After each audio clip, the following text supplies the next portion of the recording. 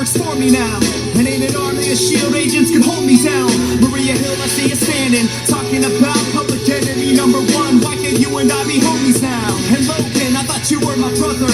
Carry on the name of Jean Grey, a former lover. The only man who could get Miss Frost to fall in love and keep these young cubs from getting recruited by the other side. Been through hell, through the inferno. That was me obviously dropping something because of how depressed I am that this song is playing, because everyone knows Scott Summers is a dick. That's true. That song was promoted by Mr. Swagnito, listener of the show. He has good taste. Horrible taste. That song was awful. That song was alright. Unless your name is Nick Lozon, you did not enjoy that No. song just now. Okay, the subject matter was terrible. The song was alright. Hello and welcome to episode 60 of Dial H for Heroclix. I'm your host, Hunter Smith. With me today is my cousin and good friend, Austin Smith. Hello. And the man that flicks more bean than Juan Valdez. Oh, God. That one was... Oh, my God. Fuck! I didn't make that one up. I stole that one. I figured. There's... Mr. Drew Alderson. How we doing? Today we will discuss Flash.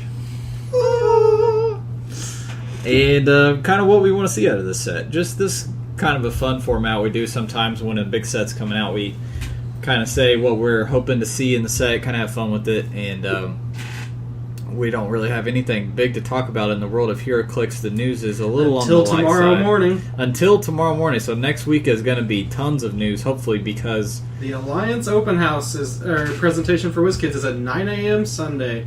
So by the time you're listening to this, it will probably have already happened, and you'll all be flipping out on HC Realms, because every year at Alliance Open House they announce the next OP kit. Last year it was War of Light's announcement, so we'll see what we're getting. We're predicting an Avengers Now set or a Civil War set. That's what we're thinking. And a Marvel OP event, which... Hopefully will be Civil War. I would like Civil War, Age of Apocalypse. I mean, like, there's a lot of different stuff there. I think my money is on Civil War because I think it's an easy one to do, and you have two sides. I was just telling them I missed the whole faction thing. Yeah. You know, like No Man's Land, you had the 6 different factions, and then AVX, you know, you had your sides and everything. And Yeah. I liked that part, but anyways. Let's first go to news. We already mentioned the alliances tomorrow. Hopefully we'll find out lots of info from that. We usually do. Other than that, you may have noticed on HC Realms on the main page them mentioning, just kind of doing a quick update on Trinity War. We already talked about pretty much all of this stuff last week. Well, just a real quick recap. Crime Syndicate is the Fast Forces for sure.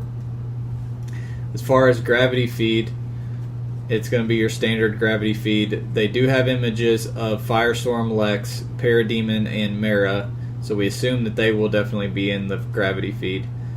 Other than that, or in the OP kit, is 3 copies of only 1 figure. So you guys may start noticing that the OP kits for the particular sets are going to be shrinking down to this size, and that is of course because they are switching from the set format for OP kits to the monthly format. So if you guys have gotten a Rogue or Psylocke or who's the other one? Angel. Angel. Well, you keep forgetting him. He's the best of all. I don't know. If you guys have gotten any of those here recently, we'll be talking about them in a second. They come from the monthly style, and I kind of like the monthly style. They also give you more. Yeah, no, I definitely agree. So we'll see if they continue that for now, but Trinity War will only have 1 figure in the OP kit. No news on exactly who it'll be. And then as far as characters that are confirmed... Old Man Shazam. That'll be what'll be the OP kit. Think so. That'd be awesome. Rock of Eternity resource with that. I'm predicting that there's going to be a Shazam and then a Prime that's Shazam John Constantine. And me and Drew heard that one, and like I can't even handle. My heart just skipped another beat thinking about it. Either that or John Constantine Shazam will be the Ultra Chase. See, when you said that it was like a duo, I was like, that's not a bad idea, but I don't see that being the Prime. And I stopped to think of it, I was like, oh, you mean when John Constantine stole Shazam's powers? Yep, got him drunk.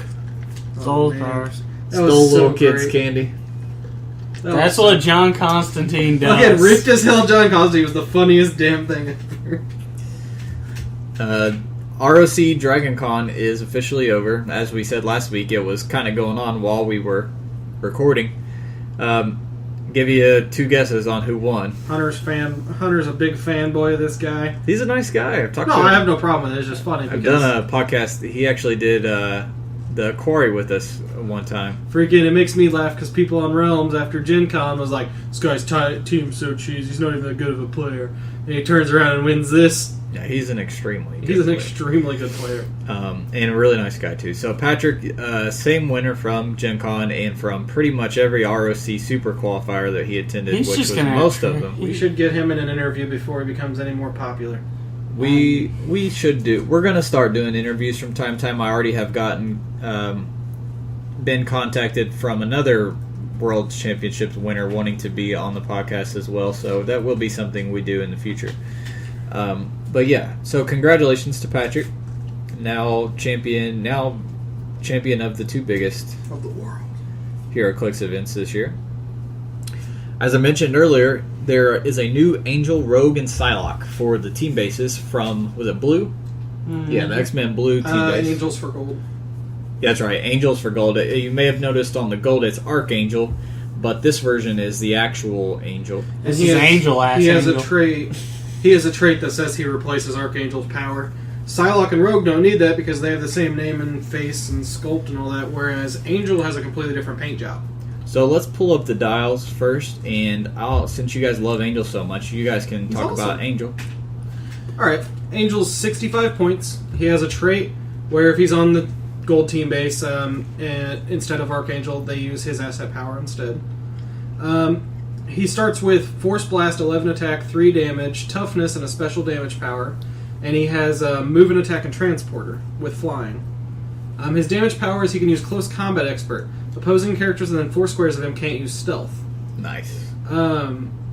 His dial's pretty mediocre. I mean, you get down dial and he's 17 Super Senses, Charge, Quake, a little bit of Exploit at the end. He's also real cheap, though. He's only 65. Yeah, he's 65 points. 65 points. He's a great carrier. And then once he gets in, he stops enemies from using stealth. I mean, he's a great pop-off piece because, his asset ability is kind of good. The team character can use Energy Shield. Yeah. So you can pop him off, you fly him in, you remove stealth, toss Gambit or it's gold, never mind.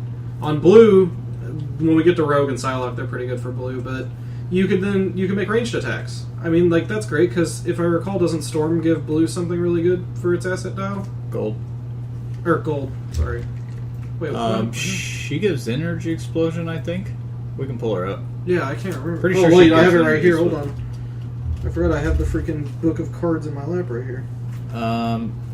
It's not. I forgot they don't show it on Realms. Gold. This character, you can use Energy Explosion, Flight, and possesses 3 bolts. Yeah. So you drop Angel off, you fly him in, break the stealth, and Storm just triple bolt Energy Explosions. Yeah, I agree that the team asset is really good too, compared to what was Angel's original asset.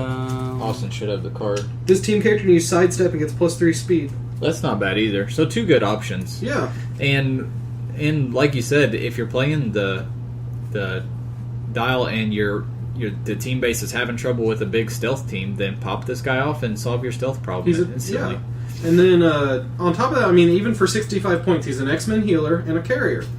I mean, that's not bad at all. That removes stealth. It's great to have the option. Yeah. I'd like to point out how intensely annoying this piece is. Just in general, for a 65-point figure, possible 5 damage coming your way from, Close Combat Expert. Close Combat Expert attack, and 11 attack is pretty sick. We also have Rogue and Psylocke, who are also, I think, just as good, if not better, than the ones that came with them. Oh, it's worth noting. I forgot about, because I don't know if Archangel has it. No, Archangel does have X Factor. I was going to say the Angel has X Factor, X-Men, and Celebrity. And the reason I bring that up is because this Rogue has really good keywords. Let's talk about Psylocke first, and then at the end, does. and then at the end we'll talk about Rogue and then her specific thing we wanted to bring up. Psylocke has 0 range compared to the 2 range from the other one, but she's also cheaper. She's only 62. Whereas the other one is 84, yeah. I've played the other one 2 different tournaments. She's good because she has 8 range double bolt, mind control with precision strike. But other than that, I always find her very lackluster. This one is cheaper and pretty solid overall. Ignores hindering on movement. Has stealth top dial. Has a special blades for Heroclix, where if the attack roll is 10 or higher when she uses blades, then she deals penetrating damage. I really like that. Like, that's a cool ability. She also has a Nice. reflexes 17 and perplex, and remember she's stealthed, so you could just keep perping your defense, stay in stealth, and make them hit a 20 when they come into melee you, and then have to deal with your blades if they miss you. Then she has sidestep for 3 clicks with special damage power of shape change, and then if the character that's targeting her doesn't have mind control, outwit, or perplex, then she gets a succeed on a 4 to 6. I really like that too. That's really cool. And then the last 2 clicks, she loses her blades and her shape change, but she gets exploit weakness. So What keywords does she have, huh? Excalibur, Hand, Mojoverse, X-Men, and X-Force. It's pretty good. And then what was her asset dial? Her asset dial is absolutely amazing. So she goes on the Blue Strike Force, and her asset dial is characters on a solo adventure from this team base can use shape change. Damn. So that Gambit cannon all of a sudden has shape change. What was the old Psylocke? The old Silex was this team can use mind control. Okay, So that's like a straight upgrade. both are good. Drewster, you want to talk about Rogue? Sure. Rogue is 99 points. She has Avengers, Brotherhood, and X-Men team of keywords. Dig. The old one only had X-Men, Yeah. Oh, yeah, that's a good point. and Yep. she's 13 points cheaper. Top dial, she has a 9 movement charge and sidestep special ability with super strength, toughness, and a special damage ability. When she hits an opposing character, choose attack or defense after actions resolve. You may choose to replace her current value with the hit character's printed combat value of the chosen type, and she can use the hit character's power of the chosen type. This effect lasts until she chooses to replace her combat value again. Sweet. Yeah, so you And steal their... she hits hard, too, with the 10 Yeah. attack, 4 damage. 10 attack, 4 damage, super strength. I almost wish they would have given her 1 more point, made her 100, and then she could use ultra heavies. Yeah. But still. Maybe that's why they didn't. Yeah, but still, she hits really hard. I like that. That's really good for Rogue. And I mean, especially this piece particularly, where you smack somebody, take their 12 and another attack ability. Yeah.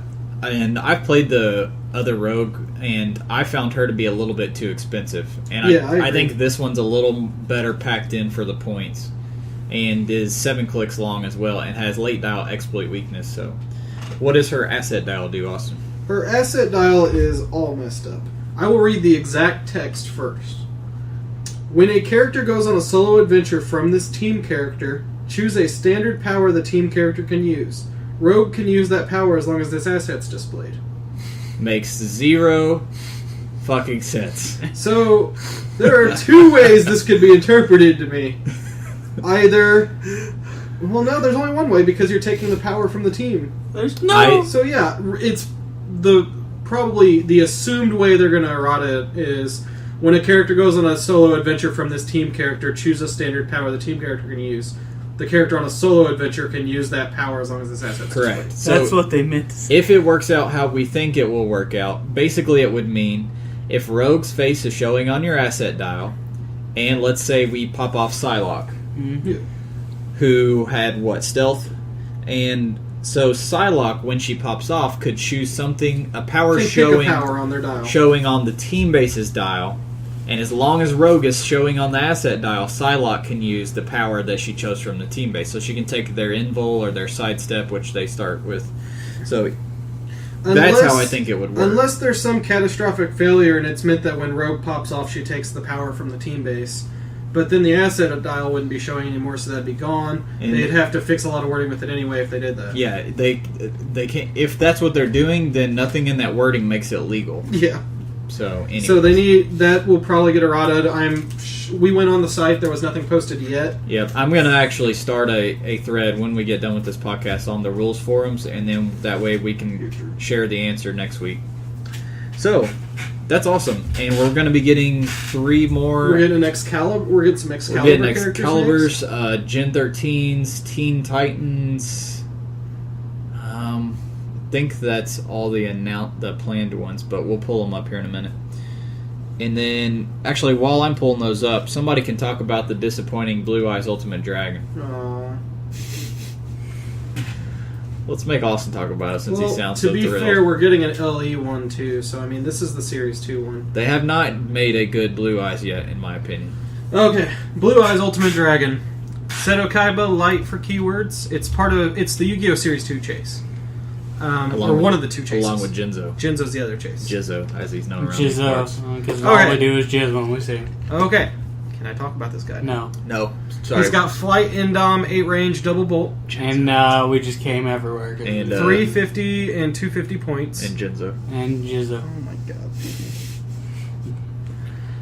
Anyway, he has a 10 movement hypersonic, 12 attack special attack power, 19 imperv, 6 leadership on his top dial. His second dial is 250 points, is 10 hypersonic, 11 attack special, 18 imperv, 4 damage. His special attack power is neutron blast attack. He can use energy explosion. When he does, the area of effect includes all untargeted characters within 3 squares and line of fire of 1 or more hit characters assigned at least 1 damage. So, if you hit one character with energy explosion, you draw lines of fire to everyone you can within 3 squares. And then you deal the damage. Or you do the energy explosion damage. Can with 2 use bolts. energy explosion. When it does, the AoE includes all untargeted within 3 in line of fire. So instead of it just being adjacent, it's within 3 in line of fire. Correct.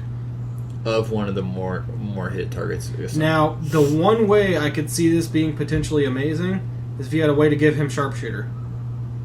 Kingpin. Well, it's drawing the lines of fire from the characters that you hit. You see what I'm saying? Includes all untargeted characters within 3 squares in line of fire of 1 or more hit targets assigned. Yeah, at you'd least still hit damage. 1K. It's alright. It's not like amazing. I feel like I wish he had top dial running shot and they didn't put hypersonic on there and they shaved a few points off of there. oh, that's true. I didn't even think about that. With hypersonic, he wouldn't be able to You use the can't attack. use it. That's the same issue with the other I had with the other Blue Eyes. They give him hypersonic pulse wave and hypersonic energy Not explosion. to mention, hypersonic's weird for Blue Eyes. I know that doesn't make any sense. He's huge, and he ever does is just sit his ass down on the field and And then shoot beams at people. shoot beams. He never run and flies Now, around. they have one more chance, because we're getting a Blue Eyes and a Blue Eyes Ultimate in freaking... Let's the OP kid. in the OP kit. So before you click back, let's talk about how stupid the fusion is on this. So, in order to fuse them, you have to have 3 Blue Eyes next to each other. Which cost at the cheapest Let's see how much $450, right? At the cheapest, Blue Eyes White I Dragon. think the cheapest you can play in the other one. To is be fair, 150. though, if you fuse this guy, he would be an 11, 13, 27. Doesn't he get +1 to all values? Yeah, that's what I mean. 11, 13, 11, 13, 27. 20, yeah. All right, let's see what the And cheapest. 7 damage is nothing to scoff at. The cheapest that you could play the other Blue Eyes 200 at points. is 150. 150. So, you could make So- 450. The starter set Blue Eyes is still the best, but that's not Yeah. saying much. You put together 450 figures. 50 points of figures to try to 450 fuse. figures. You combine 450 figures. You melt them down. Yeah, Point I don't being- think it's worth it. Point being, this is really lame. I was kind of, I don't know. I was really hoping Blue Eyes Ultimate would be a peanut. Like, I mean, it'd just be cool to have, like, the big one, all the heads coming around and stuff like that. I'm pretty disappointed, I gotta say. Yeah. We have one more chance because there is a Blue Eyes Ultimate in the or in the monthly 6-month OP kit thing. So here's to hoping, or maybe somehow the Yu-Gi-Oh resource will make him viable. I mean, I technically know why they had to put the fusion in there, but they could have at least priced these things accordingly. So on the topic, real quick, of Angel, Rogue, and Psylocke and all the other team-based LEs they're going to do, we have Excalibur and X-Men. We just got the X-Men. In the Excalibur one, which is in the same month of September, we get Pete Wisdom, sweet, brand new character, Captain Britain, and Cannonball. New Captain Britain. So Pete Wisdom's going to Yeah, be and awesome. that Captain Britain was kind of disappointing. So I mean, like, I'm hoping the new one's awesome. Some people like that Captain Britain. He's not bad. I don't like him either, personally. He's but not bad. I think I don't like his it. trait's not good. They haven't done a Pete Wisdom since like Mutations and Monsters or Yeah, something. even it's know been who a he long is. time. In October, we get Gen 13, which will have a new Well, hold on. Go John Lynch. Lynch, which is a totally different character, Sarah Rainmaker, and Cheshire. Go back to the thing real quick, because are you sure this is October's? Because, I mean, we get 2 monthly kits. Yeah, September is X-Men. Oh, okay, it says October. Gotcha, never mind. Yeah, October is Gen 13 and Justice League. Villains for Hire. Oh, sorry. We get a new Cheshire for that. So for Gen 13, we get John Lynch and Sarah, and then we get Cheshire for the Villains for Hire. Then also in October, we get a Justice League OP kit, which has Black Canary for the team base, which and is Wonder Woman for the team base, and then Wonder Girl for Teen Titans. Which there should have been a Wonder Girl anyways. There was one in the set, but she wasn't for the team base. I know. She was on the team base. Was she? Yeah, it's not. I'm sorry. I was thinking new team. It's not Cassie. Yeah, it's not Cassie Wonder Girl. It's yeah, I don't know why I derped that one. Donna. But anyways, then I think that's it all the way until December, and then we get a New Mutants pack, which has. Oh, we get some Imperial Guard stuff too. 5 copies of 3 different LEs. Damn, this is a big one in December. Oh, damn, we get a new Cable, a Wolfsbane, and a Gladiator. For New Mutants, Imperial Guard, and... Cable goes on the New Mutants. So Whoa. Cable and Wolfsbane will go on New Mutants, and then Gladiator will be for Imperial Guard. Or you could Which, we've talked about that Gladiator before. Like, even as a pop-off, he's not... He's okay. Yeah, he's not great, though. And then in February, we get a Brotherhood of Mutants one. Now, this one I haven't seen yet. We haven't talked about this one. Yeah, we haven't yet. talked about this one. Mastermind. They did finally make them. just fucking put Sabretooth in here, goddamn. Mastermind and Scarlet Witch. Fuck Scarlet Witch. There's enough for her. For Brotherhood of Mutants, And and a new then White White Queen Queen. So yeah, a lot of people Sorry, did. Drew. A lot I'm of sorry, people buddy. really wanted Mastermind. Fuck Mastermind. Whoa, go up.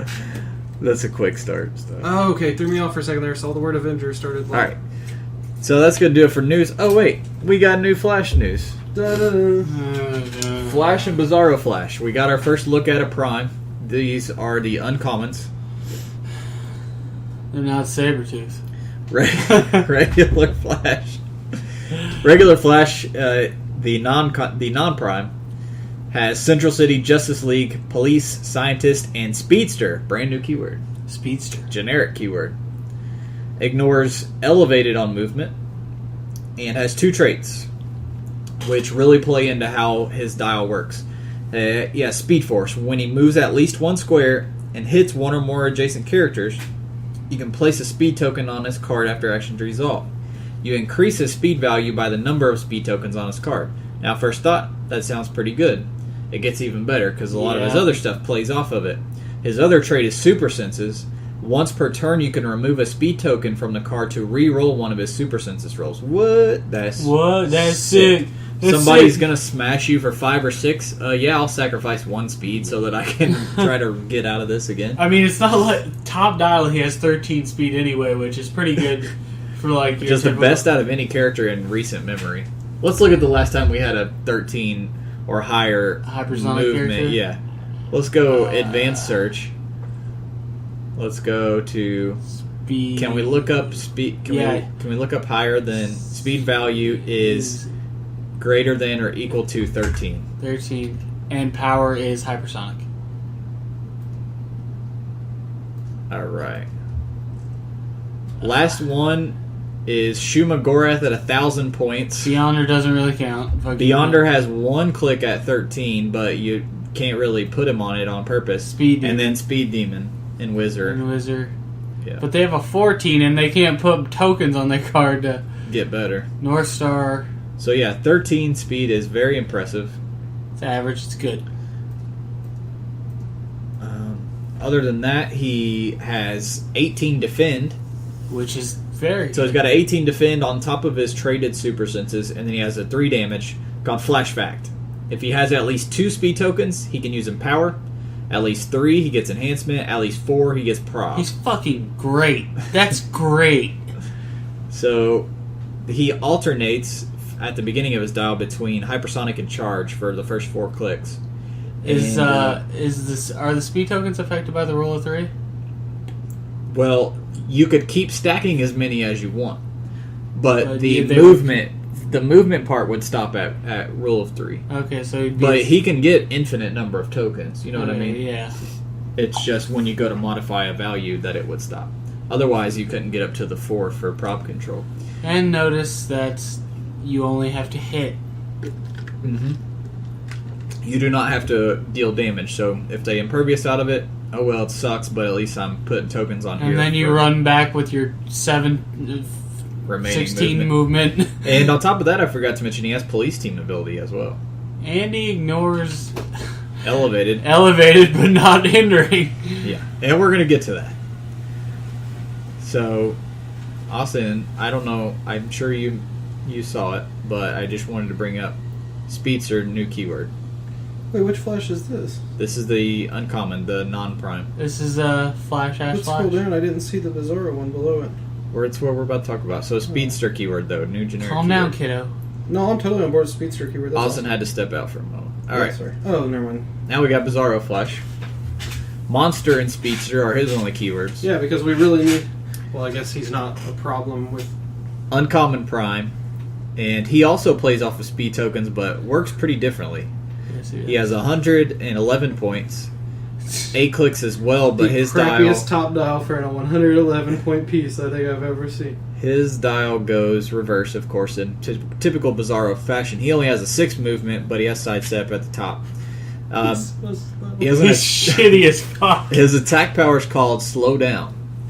Give him a free action, remove a speed token. If you do, other characters within 8 squares can't use hypersonic until your next turn. That's pretty useful. That's useful. And perplex as well. And as a common prime, you're going to see a lot of them in sealed and stuff. Which is Uncommon, but yes. Green? And then he cool. Oh, has... sorry. Yeah, green's uncommon. He has... I don't know why I derped that one. instead of the Super Senses trait, he has one called Slow Force. At the end of your turn, if he missed all attacks this turn, place a speed token on his card. With a 9 attack, that's going to happen. With the 9 attack, yeah, exactly. Then he... Next dial keeps the same, except he switches perp for Outwit. Then he starts picking up his special damage power for a while. Which Dear is God. nuts. He already has Charge and his special nerfing Hypersonic, but then he also gets this damage ability. He can use Flurry and CCE. Remove a speed token from his card, and you may activate Close Combat Expert with a Close Combat attack. So you can either charge... You could charge, flurry, and close combat expert all at the same time. Yeah, that's If not you're good. willing to remove a speed token. Nope, that's not good. So click 6. Seems like shit to me. Okay, did you take a look at that click 6? Yeah, so he keeps that kind of power set for 3 clicks. Then for his last 3 clicks, he suddenly is super fast and super powerful with Hypersonic Precision Strike, going from a 10 attack, 11 attack, 12 attack, and a 10, 11, and 12 movement as well. And still keeping the Close Combat Expert in Flurry, so now he can Hypersonic and then activate CCE. Fuck that, no, that's not good. And then his last 2 clicks, his defense is going up as well to an 18 toughness, and then finally a 19 impervious with 4 damage exploit weakness. Sounds like Outwit. shit, this character Outwit, sucks. expert. Or sorry, Outwit. So yeah, if you somehow get him to stay alive on last click, through, I don't know, a White Lantern power battery or something, he's going to be a 12 hypersonic, 12 precision strike, 4 damage Outwit with CCE while he's hypersonicking. Your tactic with Bizarro Flash is kill him last. Because he fucking sucks top down. And then turns into But then he's going to sit and But build then up he's going to speed build up tokens. speed, yeah. It's going to be fun. He's a pretty cool piece. Wait, I just realized between both his traits, that means as long as he moves and swings, he will no matter what gain a speed token. Also, please Yeah, Because notice... if he hits after moving, Yeah, he gets because he has the Speed Force trait where if he hits, he gets 1, and if he missed all his attacks this turn. So the only way you're not is if you flurry and you hit 1 and miss 1. one. Yeah. And actually, even though you hit 1, you would get 1. Hunter, So yeah, he's getting he has tokens. He like has crazy. monster keyword. Yeah, that's Yep. what I was saying. He's going to be awesome. He's fucking great. I'm on board with more weird Bizarro characters. So keeping in the theme of in the vein of Flash, let's kind of do our little what characters we want to see in Flash in the main set. Coming out in December. Well, no, more like November, but we'll see if that actually This is WizKids. It'll be January. comes to fruition. Well, I don't know. They've been pretty on time at the last. Lately, they have been much better, so we got to give them credit. Credit where credit Nope. Some of these characters... Drew's upset about Sabretooth overrides everything. Some of these characters we already know will be in it, but we're just kind of going with our favorite people and people we either really like or we really think like have never been clicks before and really need, or they haven't been done since freaking Crisis or Hyper Time. Or people we just really like and we want a piece for. We're going to go in order, just kind of say our character and maybe how we think they could play or something like that. I first want to go with Trickster. I think he's a hilarious character. There's a lot of potential with his Heroclix design that you could do, whether you're doing like a trait that lets him use different little gadgets and stuff, and could have little effects that you could choose one during each turn or however you want to do it. But I think there's a lot of room for creativity there with Trickster, and he's a character that hasn't been. Let me see if he's even ever been clicked. Is there a Trickster? There's the Pied Piper and Trickster. There's got to be a Trickster. Okay, from Collateral Damage. Other than that, he had a duo in Crisis with Pied Piper. So it's been a long time. So Austin, what do you think? I want the new 52 Reverse Flash. I'm liking it too. I love the costume for one. Like, he just looks awesome. But I don't really know. I mean, like, I guess he's just he's a normal speedster that could help negate enemy hypersonic or something. I like how you use the word speedster in theme with this new keyword. Yeah, the new keyword. I'm totally on board with that. They're about to finally spoil what's going on with their whole Reverse Flash too. It's been building up this whole time, and the end of the last issue. I haven't been caught up on it. Don't spoil anything. The end. Well, they don't say it yet, but the end of last issue, like, it pretty much tells you we're about to get into what's going on. So.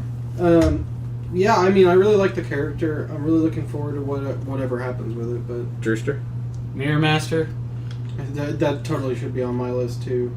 Like, that one's just like, I feel like he could do so many things, like tokens, or be like Mysterio, or a weird capture piece. Like, yeah, where he captures pieces to the mirror dimension. That would be pretty sweet, actually. some kind of like spiral portal type thing. Yeah, maybe, but he can only attack through, like punch you through. That's what I was mirrors or expecting. something That's like what that. I actually expected him to do with him. actually, They sort of did that with Blink, yeah. where she could hit you from so far away. But there's a lot of potential for Mirror Master. I agree.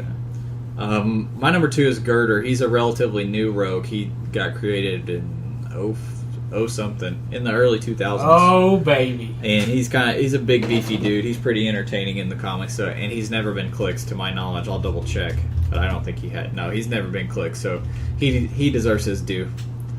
Austin. Grodd. I mean, we know he's going to be in there because freaking they've already confirmed it. But Grodd is awesome. I mean, this is the only comic that can take a living smart gorilla and turn him into an interesting villain, especially for the Flash. I've always found that matchup so weird to me. I've really liked all the Grodd stuff they've done in New 52. Yeah, so far, too. I love that arc. Especially the villains. Well, see, Flash is new to me. Like, I started Flash with New 52.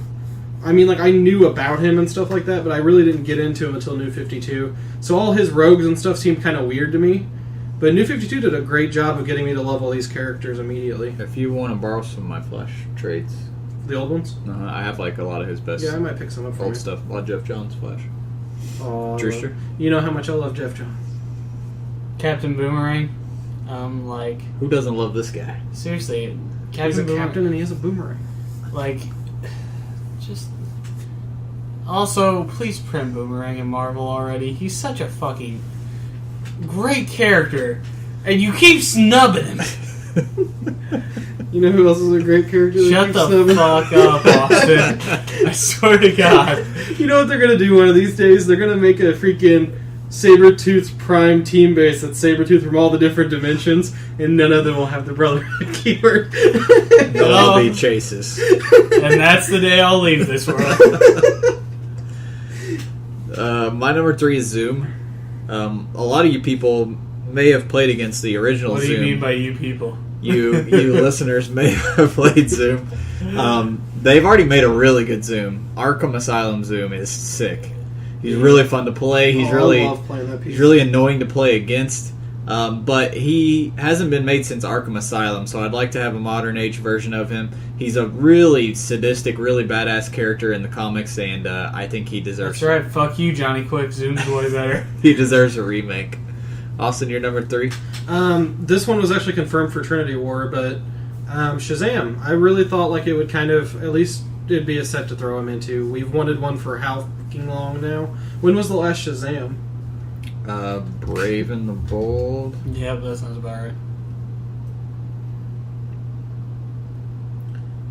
Brave and the Bold. God, that's so... And he was the duo with Black Adam and Shazam. No, there was a normal one, too. He has his own No, they... dial. Okay, when was the last single Shazam? Origin. I have him. I love the sculpt.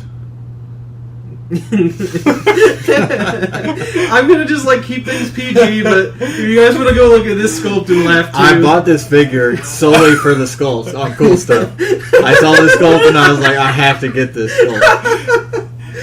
I fully say, our listeners, go to HC Realms unit section, find the Shazam, view the sculpt, and tell us if you start laughing like we did. From Origin. Speaking of units, poor Billy Batson. Wait, he's kind of doing himself though, right? I mean, it's Billy Batson. I mean, come on. Oh God. Oh, man. He's violating his childhood self. How does that? I think that's called masturbation. Maybe it's symbolic. He's screwing his childhood I'm over. so mind fucked right now. Anyway, I wanted a new Shazam really bad. I mean, like, I don't know how to do his powers. Like, that's a piece that I feel like... Really? You don't know how to do his powers? I mean, like... Banner click, hypersonic. I don't super want a banner strength. click. God, I hate banner click. I do too. I'd rather have an AE Billy Batson that turns into Shazam. It would be cool to have where they can Shazam back and forth to each other, like, and then power you could action. do Billy like have just like Outwit or something. Yeah. And then have, That would imply Billy's smart, and he's give him definitely not smart. Give him Tiny and Outwit. Well, he does clever things every now and then. When he gets himself into trouble and then somehow gets out. When he switches back and forth, he needs to like hit everybody AoE, like a small pulse wave. You know how he gets out of trouble, Austin? He yells Shazam. Yeah. And then Beats the shit out of everybody. But no, I'm really happy we're getting one in Trinity War. I had always said back when, if you listen to the old episodes when we talked about like how we wanted a Flash set and stuff, I said I'd love a Shazam in a Flash set because it just seems like when he'd fit in, red with lightning bolts. One of these days, they'll give him his own comic book. Drew, number movie 3. rolling up their bounds. Number 3, Weather Wizard. Weather Wizard's another one of the rogues that they like. Could do damn near anything with. Yeah, that's such a creative, optional dial too. Weather Wizard's just... Somebody made us a really good Weather Wizard Yeah. for dial design. Who was it? I think it was Magneto. I think we're just giving it everything to wasn't Magneto. No, it wasn't. I want to say Renocon or We Are Venom. I want to but say it's one of those two too. Weather Wizard hasn't been since like Hyper Time, the original. All he is Smoke Cloud and Incap with an 8 attack, 7 movement, 14 defense. Hey, Look at the creativity in this Hyper Time. Oh God, I remember that sculpt. Scott was playing him one time, and I laughed like our entire match at that sculpt.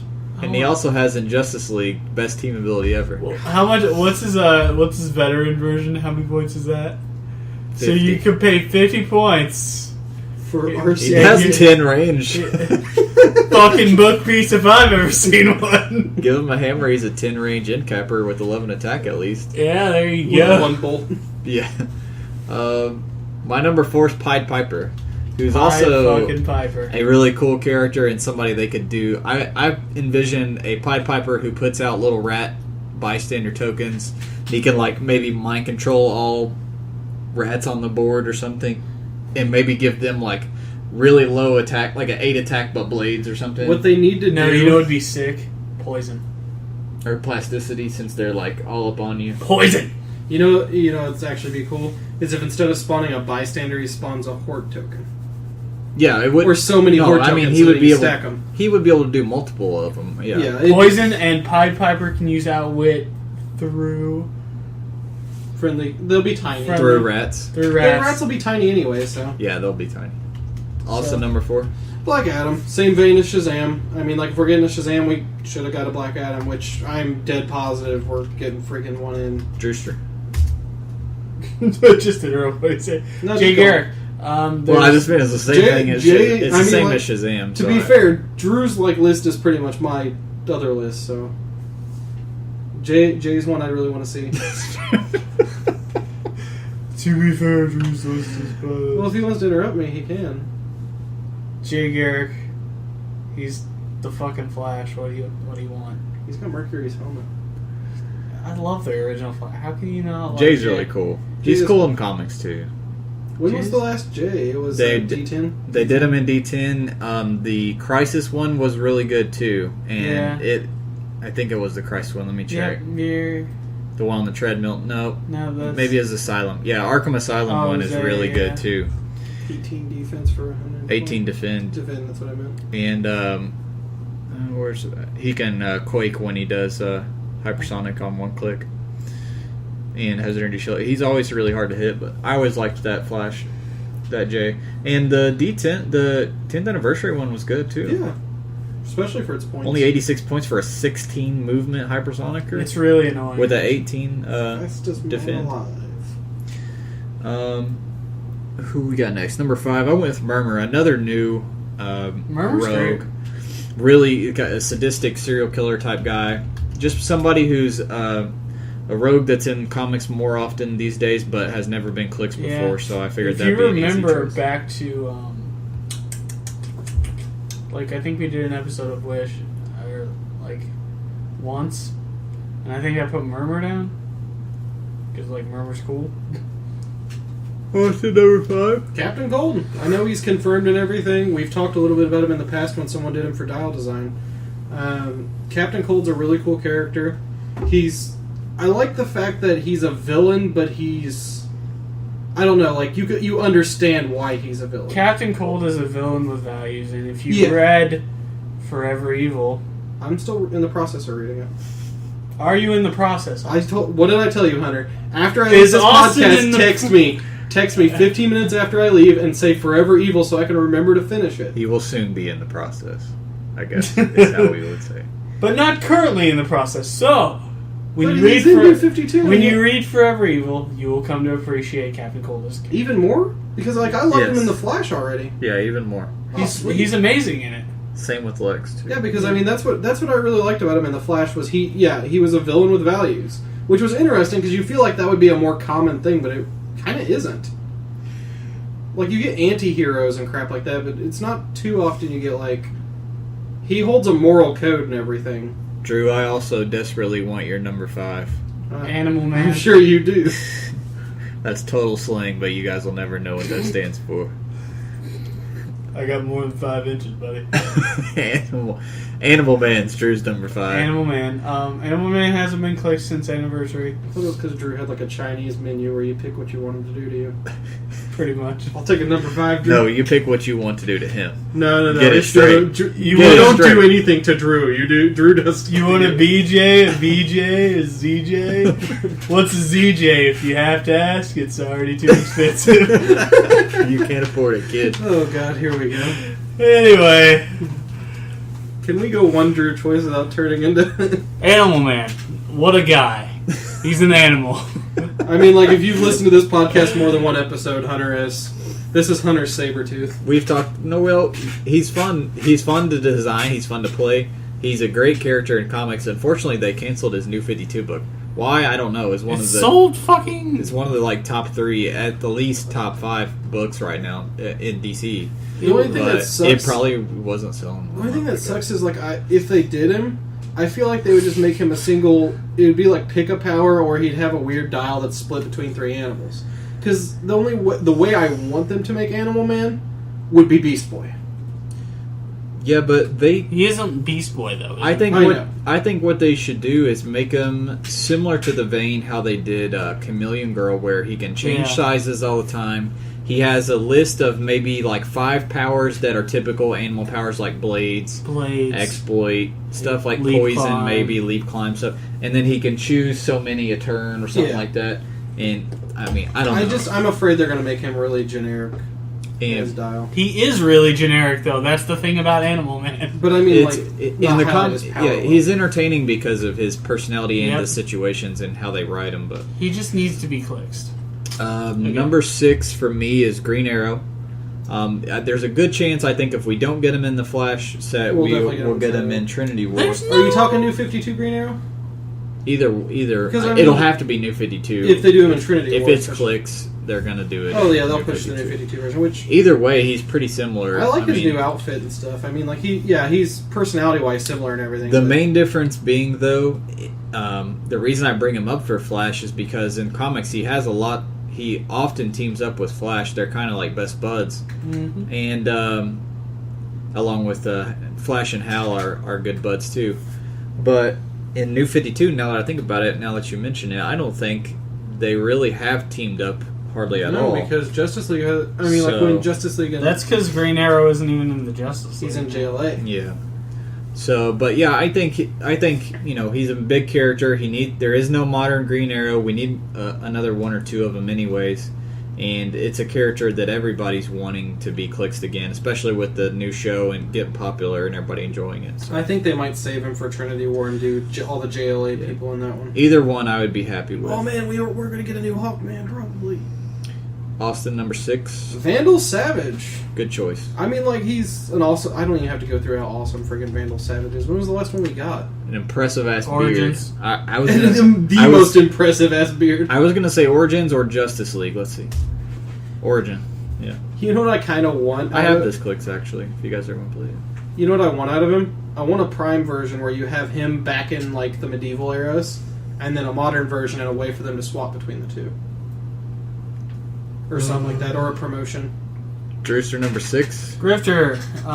We just got Grifter in Batman, and it's a really good Grifter, but I like Grifter, and he's kind of important. And, Grifter. He's one of the main characters in Futures End right now. Yep, Futures I still Ends. don't have Futures. He's sort of important in Trinity War and maybe towards the end. Is Yeah. Futures End good? Yes, at the beginning.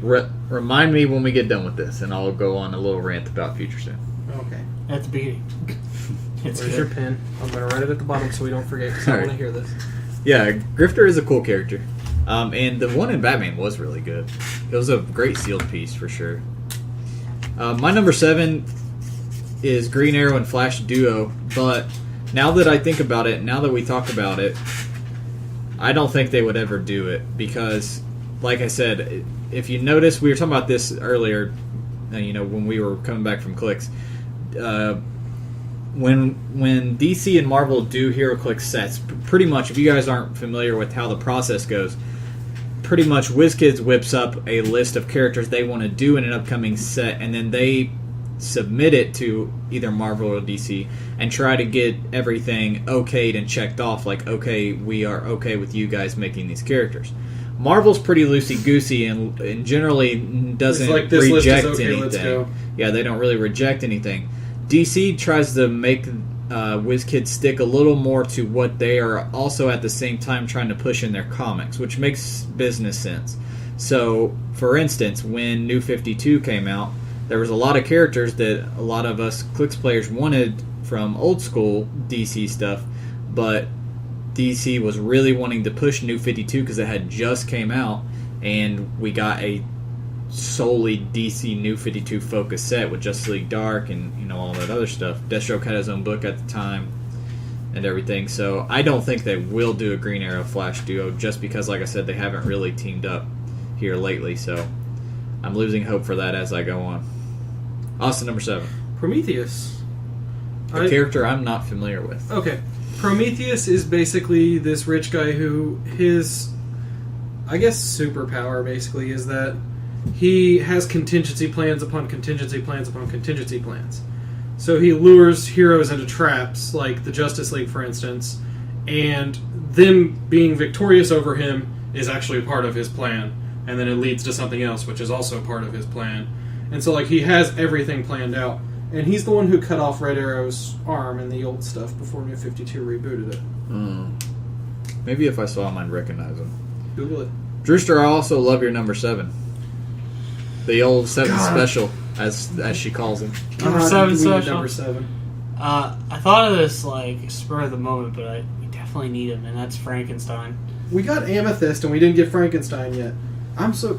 Well, at the time Amethyst came out, Futures End wasn't even out yet. Yeah, and Frankenstein's kind of Wait, what? Is Amethyst in Future Zone? Yeah, I didn't know that. And so is Frankenstein. yeah, together. Oh! Dang it, Hunter, now you gotta go on that rant. This guy's out of the loop here. He's I'm just... so out. Drew, talk about why Frankenstein's such a fucking man. Because the guy's fucking dead! And he's running around! Okay, Drew, when we get to Trinity War and they spoil Dead Man, I want you to open with that exact line. Because the guy's fucking dead. He's running around just killing shit. He don't give a fuck. No, seriously, Frank's a great character, and you need to read anything he says. That's Prometheus. He's very... Oh, he does look familiar. He's very entertaining in comics. Lately, they've been pushing him. His New 52 book wasn't bad, didn't sell well, they canceled it. Now they've put him into Justice League Dark, where he's been very good, very entertaining. He's so great in that group of Justice League Dark characters. He's great as long as he doesn't have to be the focus of Yeah. whatever's going on. And I just love him because he's a foil. Like, he's the most level... You'd think Frankenstein would be the, like, run-of-the-mill freaking brute guy who's not paying attention to anything. But in actuality, in Justice League Dark, he's the most level-headed. And he's like, I don't think we should do this. Well, some of you may not know, but there is actually a Frank Heroclix, but it was made all the way back in Arkham Asylum. It's not a bad dial. I actually love him. It's For 98 points? It's 98 and the points. sculpt is fucking sweet. Running shot and running shot and super strength with Indom, then mid dial blades plasticity, and then some late dial regen CCE. Not a great dial, but for as old as it is, it actually isn't too bad. So, but we definitely need a remake of the new Frank. My number 8 is Flash, which is Danica Williams from the Justice League Unlimited, or as some of us call it, Justice League Beyond. All the Justice League and Batman stories set in the future. Danica's really cool. She is the Flash in the future. You may have seen her. She's got a red costume. Her hair is kind of hanging out of the tops. She has black hair, and then she wears like yellow goggles. Pretty typical. She has some interesting personality things going on. If you read the Justice League Beyond books from the last couple years, lately they do basically now they do Batman Beyond Universe is what the name of the title of the book is now, and I like the new format. I've been enjoying it better these last couple years than the way they used to do it. Now it's basically half Batman Beyond and then half Justice League Unlimited. And if you guys want to learn more about her, I would suggest reading those books. I suggest them anyways because they're really, really good. Number 8 for you, Austin? TJ's going to be very happy with me. I want a new Booster Gold. I like the one we have in SOG, but Batman. I mean... Batman? I thought it was SOG. No, it's Batman Super Rare. With Skeets and has the duo attack That's with right. Skeets. Yeah. I would like one with a Skeets token. I think they could do a really cool one. He fits it all and everything. I mean, the Flash has had time travel shenanigans and all that stuff. Flash time travel? No way. Or these crisis things that keep happening that I still don't know anything about. If one of our viewers wants to write me a dummy's guide to crisis... Drew, number 8. I've You just want to replaced. read them. I have them, by the way, but anyway. I have replaced my number 8 after thought and consideration. Okay, what's your new number 8? Warhawk. Do you know who Warhawk is? I'm aware who Warhawk is, yes. Okay. Drew was here for that episode, wasn't he? Yes, it's inside joke. Yes, Warhawk is awesome. Also, we already know we're getting Hawkman. Yeah. And well, we don't know. I shouldn't say that, but we hopefully assume that we will be getting Hawkman. Question. Has Hawkgirl been introduced in New 52? No. I don't think I've seen her in anything. I don't think she was. Have you seen? I don't think I've seen her in anything. If she would have been, it would have been in his book. And Quick to the Wikipedia cave. I don't think she's in. While Austin's looking that up, I'm looking at a picture of a kitten. Hold on. But seriously, Warhawk's fucking. this guy's got his freaking priorities straight. No, my friend sent me a picture of her kitten. Shit's adorable, For the yeah. love of Christ. Whatever. You My own number- a cat. I don't. My number 9 is Glider, or Golden Glider, as she's called now in New 52. She I haven't is... got to the stuff. Who is it that's her brother? It's driving me Captain nuts. Cold. It's Captain Is Cold's it sister. Captain Cold? Yeah. Yeah. For some reason, I kept thinking it was, what's his face's, Weather Wizard. Or maybe he's dating. He might be. Is she dating one of the other... I thought. Hold on, it's going to drive me crazy, so I'm going to look it up. We do not have Hawkgirl in New 52 yet. I didn't think there was.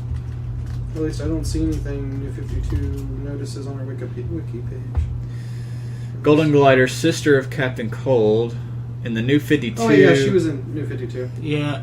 She is now shown recruiting. That's right. She's in Earth 2. She is shown recruiting Weather Wizard for some unknown purpose. After his battle with the Flash, she recruits Heatwave, Trickster, and Mirror Master to join her faction to exact her revenge on Flash. Then she gets sick. Spoiler alert, if you haven't been reading New 52. It doesn't say that on Wikipedia, but I remember reading that. Yeah, it does say it. It says it right there. She's now dying. Because remember... I swear she's dating one of the other rogues, though. I swear she is. Maybe I'm wrong. Okay. I thought it was Mirror Master, but... Hawkgirl is in New 52 in both Earth 2. On the Prime Earth, she comes to Earth to bring Caterhole to justice. Mm. So I guess she is in New 52. So she's only the Earth 2 version is in New 52? No, both. She's the one who comes to Earth to get Hawkman. Oh. Or whatever. I don't know, I didn't read Savage Hawkman yet. Austin's number 9? Oh, sorry, I didn't talk about Glider's power set. So if you've never... let me go back. It's okay, just keep interrupting me, guys. I mean, it makes me feel really important on the podcast. Oh, wow, because you've never interrupted anybody Shut in the the fuck up, entire dude. history of the podcast, huh? Never talked over anyone, never Stolen your thunder. Yeah. I can't say I ever have stolen Drew's thunder. Whatever, dude. I got Filled his thunder. Well, in short, I don't really know how to explain how Glider He uses glides! her powers, but she basically has some sort of magical powers where she can fly. But she's kind of the... in New 52, she's kind of takes over and becomes the leader of the rogues with everything in the wake of everything that's going on. So she's a pretty cool character. I don't think she's ever been Clix, but I'm going to look her up real quick just to double check. It's frozen. Refresh the whole page. Realms. Nope. No Glider. So definitely a character that needs clicks. Austin, number 9. Well, you know what? Now that I think about it, this choice is terrible because if we get a Booster Gold, we're not going to get a Blue Beetle that's that's Cord. That's true. There is no New 52 the New 50 Ted. Yeah. Unless they... It's not because Austin ran out of ideas and had to come up with, another Well, no, one. Booster Gold's not a bad one. Hold on. I'm going to look up Ted and see if they have hinted at least. In I'll say this much. In Future's End, they make mention of Cord Industries a lot, but they haven't actually said the word, shown him, or even said anything about him. Other than that, that's all I've really seen. Yeah, if we're going to get a freaking Booster Gold, we got to get Cord. Drew, what's your number 9? The top. Now, I know when the last top was printed, and that was Arkham Asylum, because it was my favorite set, and the last top was the worst figure in existence. He's so bad. Oh, Ted Cord was reintroduced in the final pages of Forever Evil. Yep. At the beginning of the story, Lex threatens the owner of Cord. Oh, yeah, he threatens to throw him out of the helicopter. I read that. Oh, why didn't I even think I forgot that was Ted. Yeah. Okay. Way to go, Austin. I forgot about that. I didn't think about the fact it was Ted. I thought it was freaking... I don't know. I thought it was just a random dude, but that's right. It is Ted. Okay, sorry, Drew. Okay, but Drew, what's your number 9? Oh, The okay. top. Hold on. The top? Is it the top? No, but Ted kind of falls to his death. What's so special about the top? It doesn't actually confirm that he's dead. That's why I think it's kind of... Drewster? What's so special about the top? How'd the top get his name? Motherfucker spins! He goes spin classes? Is that his special power? No, he spins like a top! He's a spin master? Oh, he's a master of turntables. He's got the DJ. He's a DJ. So he's a power top. He's a power top? Is that what's going on here? Austin, we're not talking about your boyfriend. Anyway. Let's look at the top's old dial on her. Is there an old top? Yeah, he was in Arkham Asylum. I don't think I've ever played against him or with him. So TJ played him once, I know that. The top from Arkham Asylum. It's the only one. He's terrible. I mean, he has calculators, so he can calculate Batman enemies. You know. Yeah. So So he rolls onto a special movement ability. He can use Flurry, Force Blast, and Mind Control. When the top uses Force Blast, roll 2d6 and divide the knockback result among all adjacent characters. Oh, shit. It's pretty cool, actually. And then last round, number 10. I put Blue Lantern Flash because we haven't gotten one since I very first started playing Heroclix. Blue Lantern Flash was among the 6... Was it 6 or 8? I think it was 8 characters 8, that yeah. I ever owned, which was the Blackest Night pack. And they didn't do them in War of Light. So I think that'd be an easy remake, maybe a chase. If the chases are Flash themed in different versions of Flash, maybe that could be a good one, a good option for one of them. How many chases are there for the Flash? Did they? I don't Is it know. 5? While you guys are doing your 2, I'll try to find it. Okay. I'll try to find details. Austin, what's your number 10? Dr. Fate. Although, once again, New 52, I didn't think about it. He's in Earth 2, technically, and if they were doing Earth 2 stuff, they would have done a sub-theme. So, I mean, 3 chases. 3 chases. Sorry, go ahead. Who would they be? I have no idea. If we think of it in a future episode, we'll talk about it, but I have no idea. Drew, what's your last one? Abracadabra. He's also one of the rogues that you could do some interesting stuff with. I'm going to assume that he's a magician and he uses magic. No, you idiot. No, he's a go-kart driver. God, what? Go-kart driver. Oh, shit. So, to wrap up our Flash discussion, here are the confirmed figures that you may or may not know about for the Flash set. Abracadabra, There you go. Bizarro Flash, we already talked about. Hold on, let's mark these off as we go through. Abracadabra, Bizarro Flash. 2 Captain Boomerangs, Digger and Owen. Yes. So I assume those are primes, but Central City Police Generic. Oh, we were just talking about that we earlier. were talking about it when we were eating at White Castle. Don't you get your marker on my Batman Beyond book? Kick your ass. Oh, next one. Told you. Deathstroke Flashpoint. Why? Quit making Deathstrokes. We have No, fucking... no, that's the Pirate Deathstroke. Still, we have to But the Pirate Deathstroke's so cool, Oh my Hunter. god, I'm gonna give him a pass since it's fucking Pirate Deathstroke. Oh, wait, that's not Pirate Deathstroke. Does- Unless he's in there. It Oh, does. it's in the background, yeah. He's the Where? one with the sword in the background. Oh, yeah. I was like, that guy in the front is definitely not Pirate Deathstroke. Still, though, we have enough goddamn I can deal with that, though, because he'll be different. at least. Elongated Man, yeah. Yeah, buddy. Sweet. Etrigan, fan vote winner from 2013. Barry and Jay, Yay, Jay. Kingdom Come Flash. Golden Glider, you mark that off. Yeah. Gorilla City Soldier generic, Gorilla Grodd.